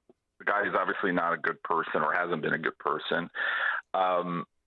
But it reinforces this idea I have that Democrats will never turn on anyone if there's a price to pay. Like Eric Swalwell, they knew another Democrat would just take his place. Or that woman in Texas who wanted to send Zionists to concentration camps. They knew that, that's why. But when there's a real price to pay, like now, it's going to take a lot, obviously, for them, to turn against a Democrat. I mean, in New Jersey, you have a guy who was literally volunteered for an Al-Qaeda front and defended the Blind Sheik, and they won't even say a word about him. Well, yeah, I think they're trying. I don't think they're trying to not draw attention to him, and just leave this siloed until in conservative media as long as they can. That's what I presume. Yeah, they do that too. I mean, it is. I do know. There's such an acceleration of this going on that it's just difficult to wrap my mind around. We're a little more than 20 years after 9/11, in a district just a few miles from Ground Zero, you have a guy who has all kinds of terror ties, and he's treated. It's barely a story in the mainstream media, if it is at all. I don't even know if they've covered it in the Times or anything like that. Well, have you taken stock of the mayor of New York City? Speaking of 25 years from 9/11. Yeah, I mean, I have. Yeah, it's something. But here's the thing. Here's the explanation. Scott Galloway is a professor of marketing at NYU, and he does this podcast with that former Wired reporter, Kara Swisher, the lefties. And this is what he had to say on Plattner, just so you understand it. Every election is a choice, not a marriage proposal. We're not hiring a priest. We're hiring a senator. Do you want to make sure that women's rights aren't continue to be rolled back? Do you want a more responsible economic policy? Do you want different approaches to labor that raise the wages of nurses and students? Do you want something regarding fiscal sanity? Do you want to have a check against the unfettered, unprecedented corruption? But we're going to talk about tattoos and sexting? I mean, the obsession with personal purity has become a luxury belief. And folks, if your house is on fire, you don't ask whether the firefighter has problematic DMs. Actually, the left does. The left tries to drum people out of public service or first responder services who have any ties to conservative organizations, much less extremist ones. But I digress. It's not a marriage, and you don't care what the background of the firefighter is. You just want them to put out the fire, and that's Graham Plattner, David. God, that is so pompous. And also, that's just an argument for Donald Trump and for Ken Paxton and for whoever Republicans want to vote for. It's not a marriage, right? Yet their entire, the whole Never Trump movement, and listen, I'm a skeptic. I was a skeptic. I'm a skeptic of all politicians, but that movement was predicated on the idea that he was he was ruining morality, that we were corroding decency. But now that doesn't matter. And by the way, an SS tattoo is an ideological position. It's not a DM. It's not some, and the thing is, okay, he's young. He got it when he was young, but he kept it for 20 years. And now we see that kick picture or whatever it's called. Yeah. And he's covering it up because he knew what that was. So please, I mean, oh God, that listening to that is just torture, that guy. Yeah. Well, speaking of pomposity, and since I mentioned it, Moms for Liberty, I know you, like so many, are worried about the future of the Fourth Estate now that Scott Pelley has been relieved of duty at 60 Minutes. But this is just an example of, the kind of high-level work product that Scott Pelley put forward on 60 Minutes that will no longer be accessible because he's gone. This is going after Moms for Liberty. Parents send their children to school to be educated, not indoctrinated into ideology. What ideology are they being indoctrinated into? Let's just say children in America cannot read. They often dodged questions with talking points. You're being evasive. 21% of Hispanic students are reading on grade level. You're being evasive. What ideology are the children being indoctrinated into? What is your fear? I think parents' fears are realized. They're looking at these books where sexual discussions are happening with their children at younger and younger ages. Tiffany Justice read from sexually explicit books written for older teens, but found in a few lower schools. Most people wouldn't want them in a lower school. But in a tactic of outrage politics, Moms for Liberty takes a kernel of truth and concludes these examples are not rare mistakes, but a plot to sexualize children. The Supreme Court concluded the same thing, which is why they upheld the idea of opt-outs, parents having opt-outs for explicit materials that they don't want their kids exposed to at the primary grade level. God, what a hack! And the idea that a library has to have these books or it's censoring someone is the inverse of reality. Right. If you're forcing some school to have to read something, that's worse. My book's not in those schools. My book on guns. Why isn't it in elementary schools? People should have it. I mean, it's just insane. I remembered that he did another segment a few years ago with Paul Ehrlich before he died. Population bomb. Yes, but he didn't even mention how Paul Ehrlich had been wrong 35 times about human extinctions. And he just set him up as sort of the godfather of climate change politics and how important he was, and everything was coming true that he said, whereas almost nothing came true about what he said. So it was just complete hackery. Right, and also all this outrage, the end of freedom of the press because Barry Weiss is the news director at CBS. I mean, it's so comical. Scott Pelley is irreplaceable. We were still trying to figure out what we're going to do when he actually passes on to his eternal reward, and now he's been cut short in the prime of his career. David, what are we to do? Because he had a disagreement with his boss, and he wouldn't be reasonable about it. So well, then you're out of here, because that never happens in the real world. Gosh, take a step back and think about this. It's Barry Weiss. She's not William Buckley. She's a left center centrist who doesn't really buy a lot of the craziness. That's all she is. And they can't even handle that because these institutions are political institutions for them. They're foundational political institutions in this country for them, and they cannot let them go. So that's why they're having a hissy fit over there. And it's ridiculous. I don't even think Barry Weiss wants it to be change the ideology of things. I think she wants maybe for it to be a little more balanced, which is a completely normal thing to want in media. Yeah, and maybe have somebody on the 60 Minutes team that's not 100 too. But please don't tell me some of the reporting that Leslie Stahl could go next. Please don't tell me that's possible. What am I going to do with myself? When I was growing up, 60 Minutes was the premier, news magazine show. Everyone watched it, all of that. But it has gone downhill probably since they tried to frame Dan Rather tried to take George W. Bush down. I think, it's been just a downhill slide since then. Yeah. Well, Leslie Stahl's trying to put a wet blanket on the Russian collusion hoax didn't age very well either, by the way. Was it 60 Minutes that kind of made Kamala Harris sound we could? Yes. They trimmed down they edited her answers to make them sound normal and cogent. And that takes a lot of editing. It was a bit overtime. David Harsanyi, senior writer for the Washington Examiner, co-host of You're Wrong podcast, author of The Rise of Blue Anon, How the Democrats Became a Party of Conspiracy Theorists. The Rise of Blue Anon is the book. David Harsanyi, the author. David, thanks as always. Anytime. Thank you. And he joined us on the alphawealthgroup.com answer line. The more you listen, the more you'll know. This is Chicago's Morning Answer. Morning Answer on AM 560. The Answer. When we were kids on the farm growing up, there was a wheat, Yellow Rocket, but we always slanged it mustard. Ben and Arvid Huth, brothers and owners of Penny Mustard Furnishings. Dad didn't want the mustard on the farm. No. It was kind of invasive. Dad would just have us pick them. We would go into the hay fields and we'd walk in the hay fields and we'd pick those fields clean. And he paid us a penny a plant. Yeah. Somebody had seen the story about us picking mustard. One of the people that was submitting names. One of the people that was submitting names for the contest submitted the name Penny Mustard. Actually, 2 people submitted that name. Yeah. And there was a lot of crazy names submitted. Gosh be darn, who's Furniture Barn? I remember that was one submission we had. When we narrowed it down to 50 names or so, we kind of just looked at it and I'm like, there it is. This is it. It's Penny Mustard. It was glaringly obvious to us. See more at pennymustard.com. In hindsight, I'm not sure if Dad cared about the mustard or he just wanted to keep us busy. Yeah. In hindsight, I think he wanted to keep us busy. Smart.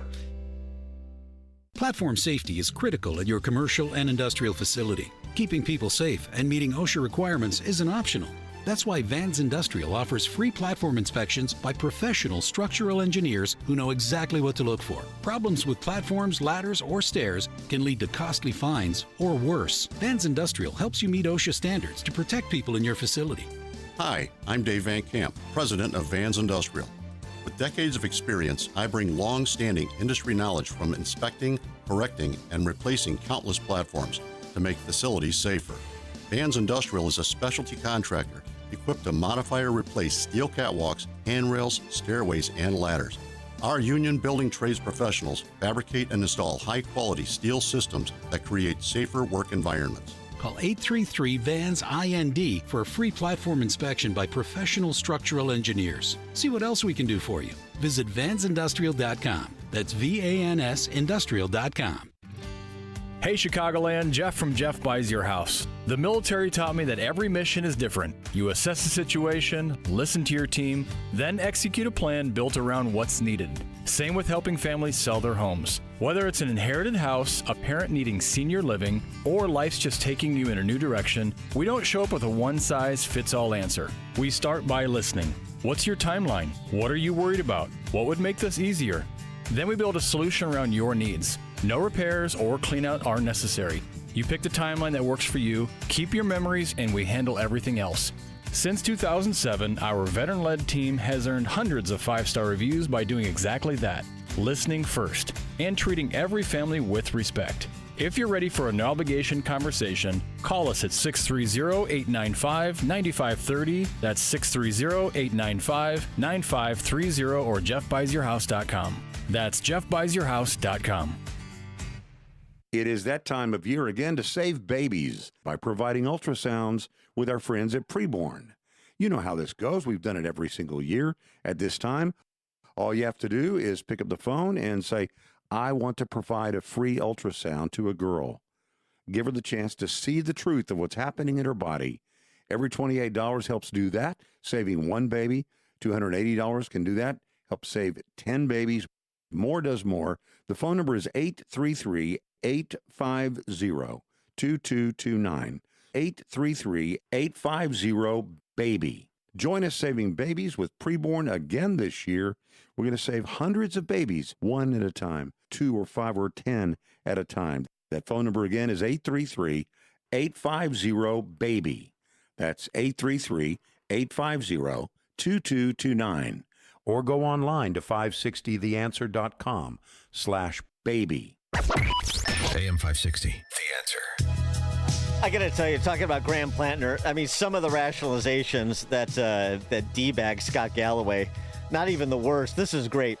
Matt Stoller, who's like a populist commentator, I like that he's messy on Graham Plantner. He's messy. The rule-following, perfect resume, ladder-climbing Harvard law grads are the actual lizard people creeps. By the way, Matt Stoller's a Harvard grad. But anyway, he's a little messy. Yeah, you know, the Nazi tattoo, the sexting on an app for pedophiles, the denigrating Purple Heart recipients and American heroes like Chris Kyle lying about their record. All the racist comments and disturbing sexual comments. Yeah, he's like, you know, Ken Jeong in Hangover. He's just sort of an eccentric, kind of fun-loving guy that gets into all kinds of madcap dilemmas that he needs to extricate himself. So he's messy. I mean, seriously? What about this? Maybe this will do the trick for Matt Stoller to dislodge from Graham Plantner's behind. Eddie Scarry reporting on this for The Federalist. At his sister's wedding, or his brother's wedding, this is in 2015. You know, he was young and impetuous. You know, he's like in his 30s. He is seen in a wedding video, I guess, that's circulating, almost naked, lip syncing along to Miley Cyrus's Wrecking Ball. I mean, that choice of that song is disqualifying. He recounted this in a podcast interview at the time. The video from my brother's marriage to his wife, I was serenading, half naked, to Wrecking Ball. I told them my wedding gift to them would be my embarrassment, and so I performed a lip-sync version of Miley Cyrus's Wrecking Ball to my sister-in-law on the day of her wedding to my brother. And now, of course, that embarrassment, which was mostly just held internally in the family, as well as watched that video at family events and laughed, is now shared with the world. So I feel like I'm just going to give them a wedding gift for the rest of my life. Those are Plattner's words in describing the video, and a good illustration of his uncomfortable narcissism. By the way, in the video, you can see the sister-in-law now not enjoying the serenade by a half-naked Plattner. The guy is just a freaking goof. Absolute goof. But, hey, you know, I know he's your Nazi-tattooed, rape-denying, Purple Heart recipient denigrating candidate to beat Susan Collins and take back the Senate. Okay. All right, coming up at 8:38, we'll talk to Jeffrey Anderson, president of the American Mainstream Initiative, about Trump and border security, immigration writ large. That's 8:38. Now we check the headlines with Mike Scott. 8:32 in Chicago, 66 degrees. And we have sunshine in the QC Kinetics newsroom. The investigation is continuing following a deadly shooting overnight in a California school parking lot. Fairfield Police Public Information Officer Michelle Ballea. Fairfield Police were dispatched to a shooting in the parking lot of Fairfield High School around the time of a Semieto graduation. We do know that there are 4 victims of gunshot wounds. 1 is deceased, and 3 others are receiving treatment at local hospitals. The person killed was 18 years old. One of the other gunshot victims was just 11. Staff members at a zoo in Michigan City, Indiana, hospitalized after an incident involving wolves that followed the natural death of another wolf in a separate medical incident. Officials say after that wolf died, there was a fight between other wolves, and animal care staff tried to step in. That's crazy that the animals were just mostly sleeping while we were in there, so I'm really surprised that a zookeeper got attacked. In fact, 2 injured staff members were sent to the hospital with stabilized injuries, 39 years old and 34. The author of a new Civic Federation report says taking on more debt would be the death knell of the Chicago Public Schools' stability. Danny Visecki co-authored that case study of CPS. It would probably have a severe impact on CPS's credit rating, which is already junk status, and it could easily send the district on a path to a real level of fiscal insolvency that we haven't yet seen. Visecki saying even more debt would make future deficits even worse. And a Berwyn man is charged with aggravated DUI in a crash on the Tri-State that left an Illinois tollway maintenance worker dead. State police investigators say 3 tollway workers were patching potholes in Des Plaines on Sunday when a vehicle driven by Paul Ong hit one of them. The victim, Calvin Holly, died later at a nearby hospital. White Sox, 8-0 winners over the Twins, and they visit the Phillies tomorrow night. Cubs on another losing streak, this time 3, after a 5-4 10-inning loss to the A's, and they send Shota Imanaga to the mound against the A's tonight. The news service of Salem Surround, a local digital marketing agency. Go to surroundchicago.com today. We'll have a check of the roads in 2 minutes on AM 560. It's almost time for AM 560's annual golf outing, presented by Signature Bank. AM 560 is proud to partner with the Tunnel to Towers Foundation as they support America's first responder and military heroes to help America never forget 9/11. It's all happening on Monday, June 15th at McRae Memorial Golf Club in Barrington. Enjoy a full day of golf, meals, an awards reception, and a silent auction. Reserve your foursome today at 560theanswer.com/golf. Sponsored in part by Edward Jones Financial Advisor Nolan Webster and by real estate broker Ed Dring at leavingil.com. Are you turning 65 and thinking about Medicare? Or are you over 65 and haven't enrolled yet because you still have coverage at work? Either way, Medicare done correctly will be the best health insurance you will ever have. Imagine having an annual deductible of only $283. There are only two good things about aging: wisdom and Medicare. But to navigate the Medicare maze properly, you need a mentor. Best part? My guidance costs you nothing. Call me. I can help. If you're tired of calling a bureaucrat at an 800 number to help you navigate Medicare, then you need a local expert on your side. Your own health insurance mentor. C. Stephen Tucker from healthinsurancementors.com is someone I know and trust. He's a 30-year licensed broker who's been educating our listeners for more than a decade. Steve, how can our listeners get in touch with you? Thanks, Dan. They can visit healthinsurancementors.com or call me directly at 630-674-1551. That's 630-674-1551. Are you 65 or older and dealing with chronic knee or shoulder pain? You're not alone. At the Joint Relief Institute, we've helped thousands find real relief without surgery. Our non-surgical, FDA-approved treatment uses hyaluronic gel that acts like a cushion between the bones in your knee. As we age, the cushion naturally wears down, causing painful grinding and popping. But our gel restores that cushion, allowing your knee to move smoothly again. Ready to stop the pain and get back to doing what you love? Call the Joint Relief Institute at 708-315-6800. Again, that's 708-315-6800. Move better, live better with JRI. Move better and live better with JRI. Contact the Joint Relief Institute today and get back to doing what you love. Call 708-315-6800 or visit jointreliefinstitute.com. Locations in Glenview, Oakbrook, and Orland Park. Call 708-315-6800. Medicare and most private insurance plans accepted. Reclaim your mobility with the Joint Relief Institute. This hourly segment brought to you by Unleash Your Wealth with Raj Shah and Rick Borick this Saturday at 7 a.m. and 2 p.m. Learn more at scwealthadvisors.com. Team Hochberg Traffic Center time at 8:37. Outbound Eden's accident, left-hand shoulder. It's outbound at Niles Center Road. The Eisenhower's been a problem all morning long, and another accident has just occurred on the inbound side, but it's being moved to the off-ramp at Independence, but there are injuries. Watch out for emergency vehicles at this moment.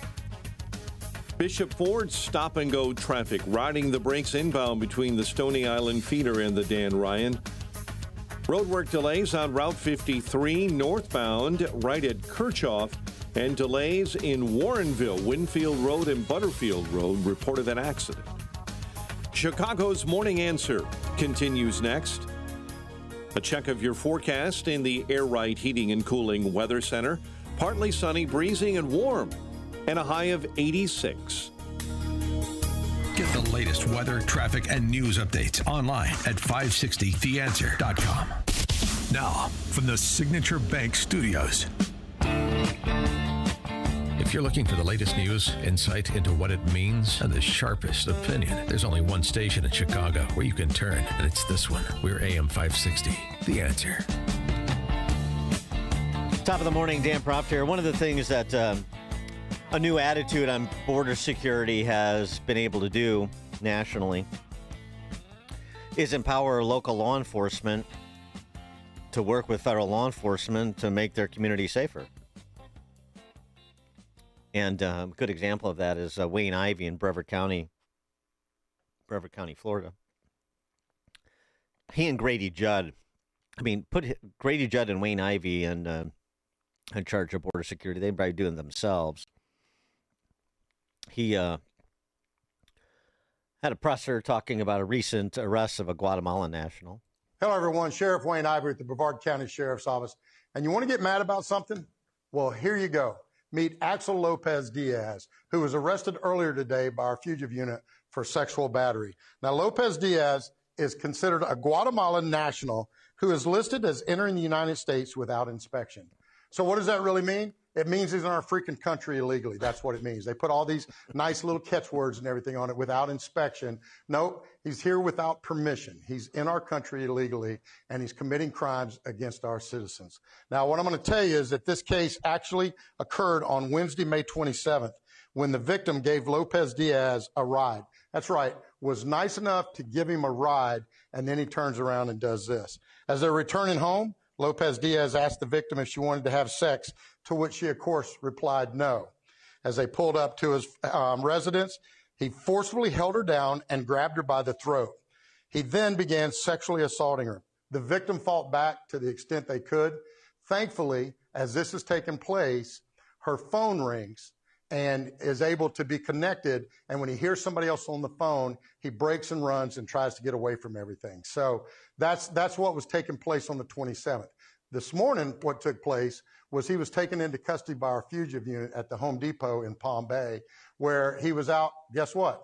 Working or claiming he was working. But the bottom line, folks, is he's in our country illegally and he sexually assaulted one of our citizens.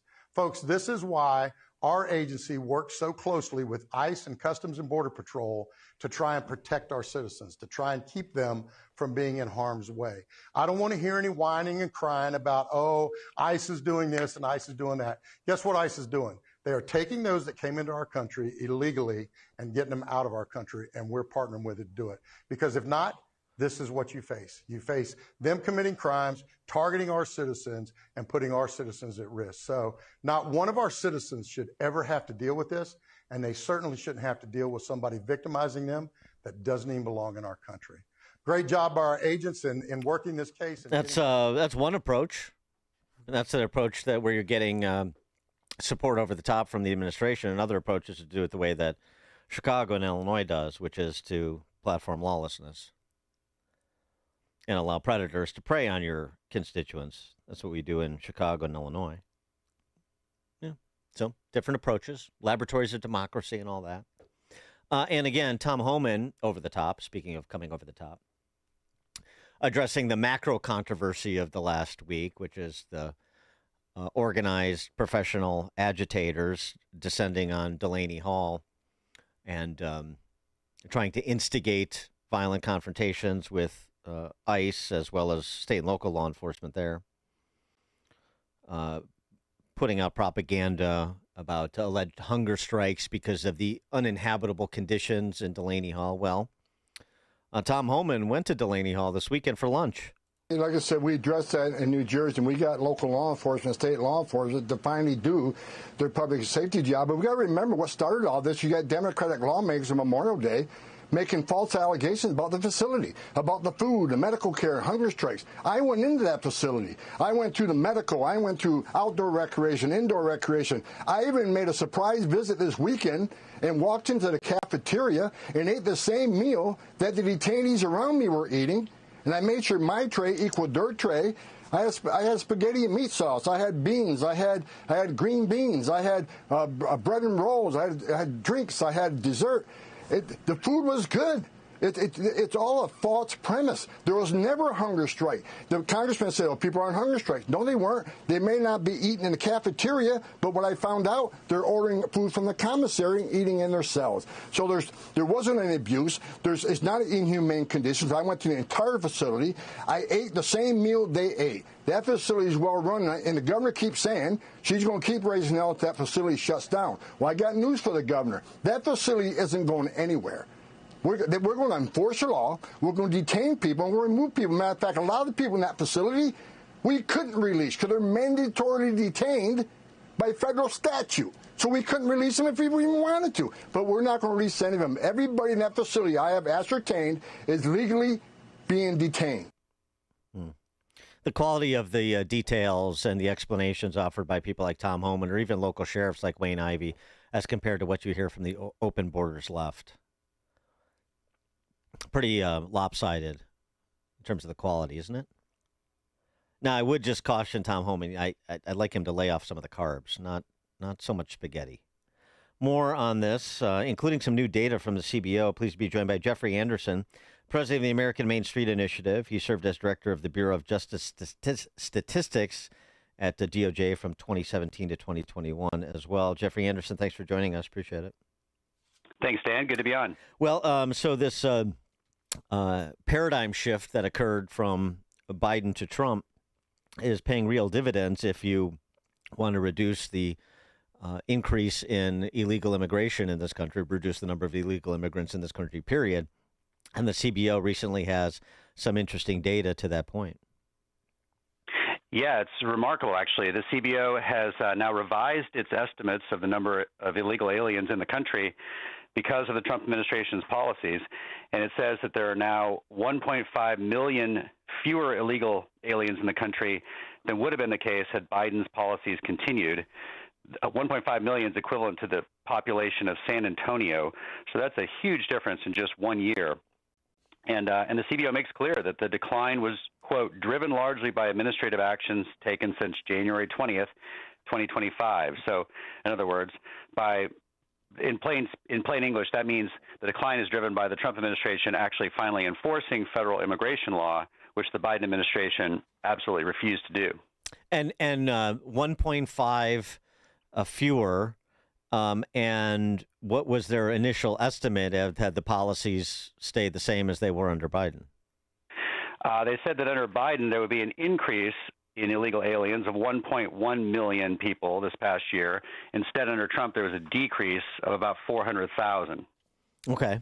So, I mean, and that doesn't include the people that through the enforcement and recovery operations and so forth, where Tom Homan is riding point, that doesn't include the number of people that have been moved, taken into custody and or moved and deported from the country. It does include those, but the CBO makes clear that more than 90% of the success the Trump administration has had has been just stopping people from flooding across the border. They've also taken seriously deportations and removing people from the interior of the country, which Biden didn't do. But while the press likes to emphasize the ICE activities and everything, really the primary thing the Trump administration has done, the most important thing, is to just stop releasing people into the United States. The CBO talks just quite openly about how when people arrived at the southwestern border under Biden, they, quote, were generally released into the United States. I mean, it's an amazing statement. And this is in defiance of federal law, which says that when people come to the border and they have no legal reason to be here, and even if they claim asylum, they're supposed to be detained while their asylum case proceeds. They're not supposed to be released in the United States. But, Biden was doing this on purpose, and it was a border crisis by design. Now how reliable is this data? I mean, because I remember, towards the end of the Biden administration, this was an issue that was used in the campaign. The estimate was that there were something on the order of 600,000 people in this country illegally who were either convicted criminals or they were facing a criminal charge. And this was used as this is how big that cohort is of the first order priority that we have to remove people who pose a public safety threat. And do we have any, and you hear different assessments of where that is at and how many people have been deported are people that were in the criminal justice system in one form or the other versus those who are just in this country illegally. Do we really have any sort of reliable data on that, reliable numbers on those issues? Well, I think we have a decent sense of how many people are here illegally and the movement, the change in those numbers. The Congressional Budget Office, of course, is the main congressional scoring entity, so these are considered to be kind of the gold standard numbers. They say that under Trump, 400,000 people, illegal immigrants, decided to leave voluntarily, and then another 120,000 were removed forcibly. And again, the number of people that were released into the country is just an incredible difference. Under Biden, they said that the last year of Biden, 1.5 million people, 1.5 million were just willingly released by Biden into the country. These aren't people who snuck across the border. There were a lot more of those as well, but 1.5 million just let into the country. And under Trump, it's been 80,000 instead, which is a drop of 95%. And the only reason there's really any under Trump, for the most part, is that under federal law, unaccompanied minors are required to be released to sponsor families. Right, and it'd be interesting, like, to see a further breakdown, especially with the addition of about a 10% increase, a little less than a 10% increase in immigration judges that Trump recently authorized to adjudicate cases more quickly. Like where we stand on the turnaround times for adjudication of these cases, so you have some sense of what the total population is that we're looking at, and how quickly, upon apprehension, people can be processed one way or the other, have their proverbial day in court and be processed one way or the other. So we really get a handle on the system wide. And the other thing I'm thinking about too, trying to put a dollar cost to, or a dollar savings in this case, to the numbers that you were just describing, just looking at percentages of people from different countries that in this country that access transfer payment benefits and so forth. It would just be interesting to try and get like a holistic handle on everything from public safety to public finances. Oh, no doubt. I mean, all of that would be very interesting. Another thing the CBO raised, which I think it would be of interest to your listeners, is that in the last 3 years of Biden, they said that 5.7 million illegal aliens were added to the United States. That's on net.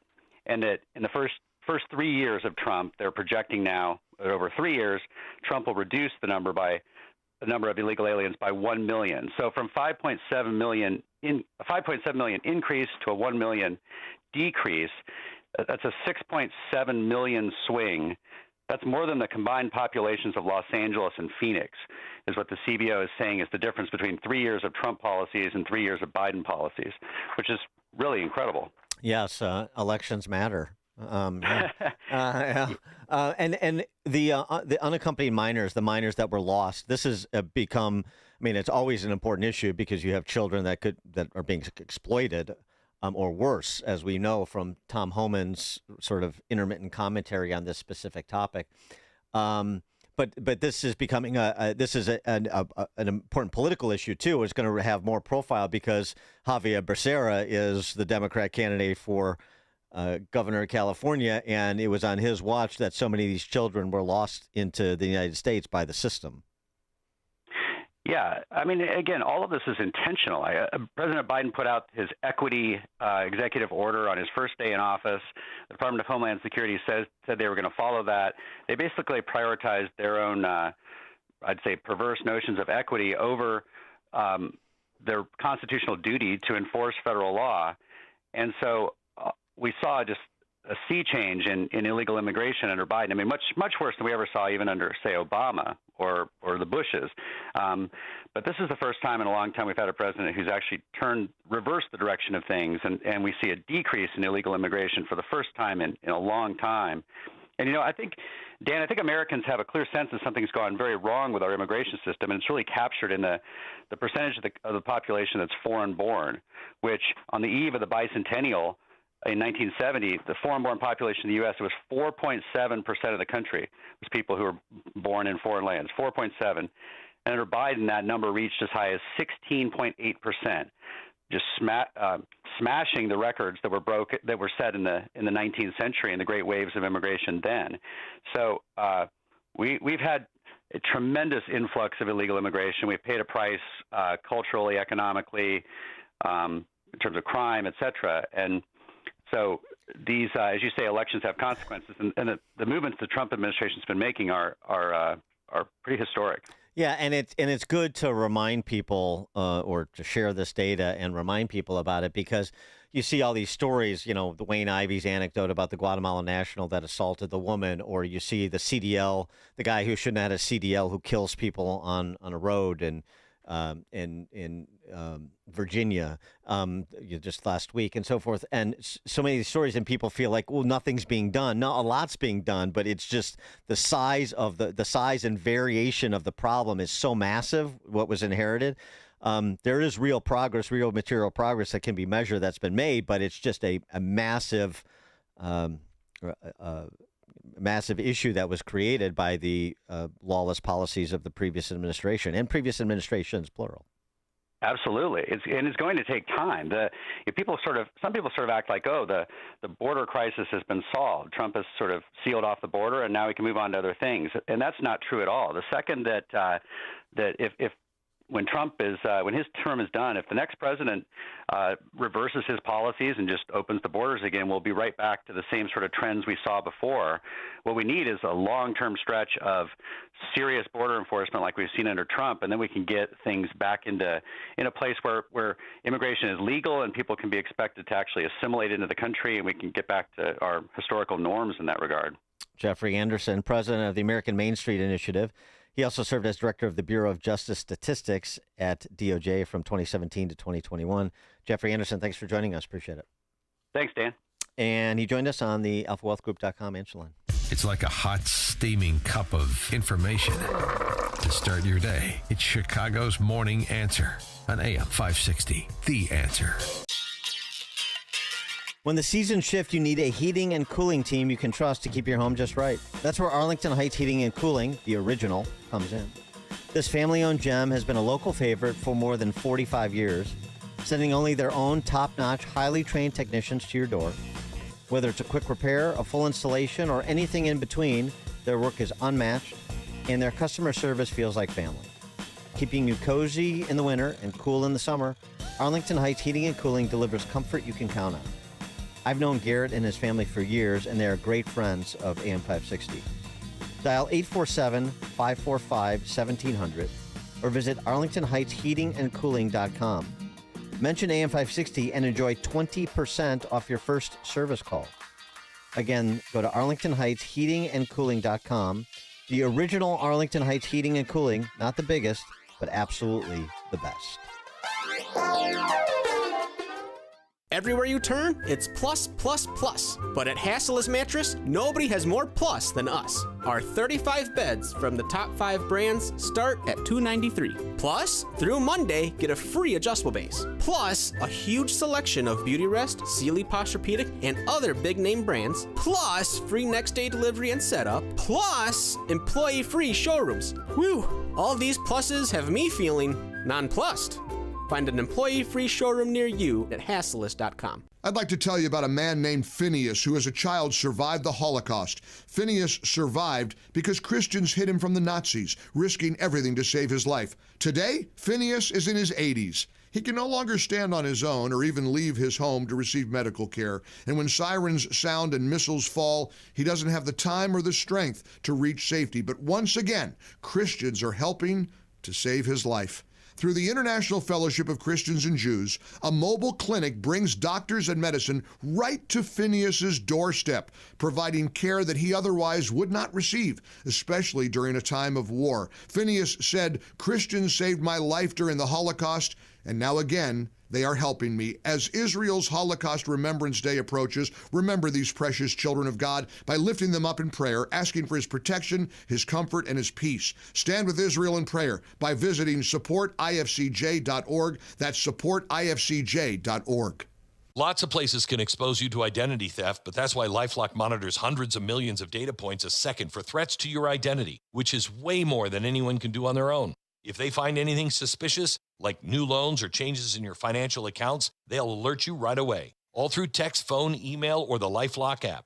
Get the alerts that can make all the difference. Save up to 30% off your first year with the promo code BECK. LifeLock.com, 800-LifeLock, 1-800-LifeLock, or LifeLock.com. Use the promo code BECK at LifeLock.com. If you want unlimited talk, text, and data on a crazy fast network, Big Wireless will sell it to you right now for as little as $70 a month. Or you can buy it from Pure Talk for half of that. I'm talking about unlimited talk, text, and unlimited data for just $34.99 a month. Stop paying the big guys twice what you need to. Dial pound 250, say my name. That's pound 250, Mike Rowe, to switch to Pure Talk, where the savings are truly unlimited. AM 560, The Answer.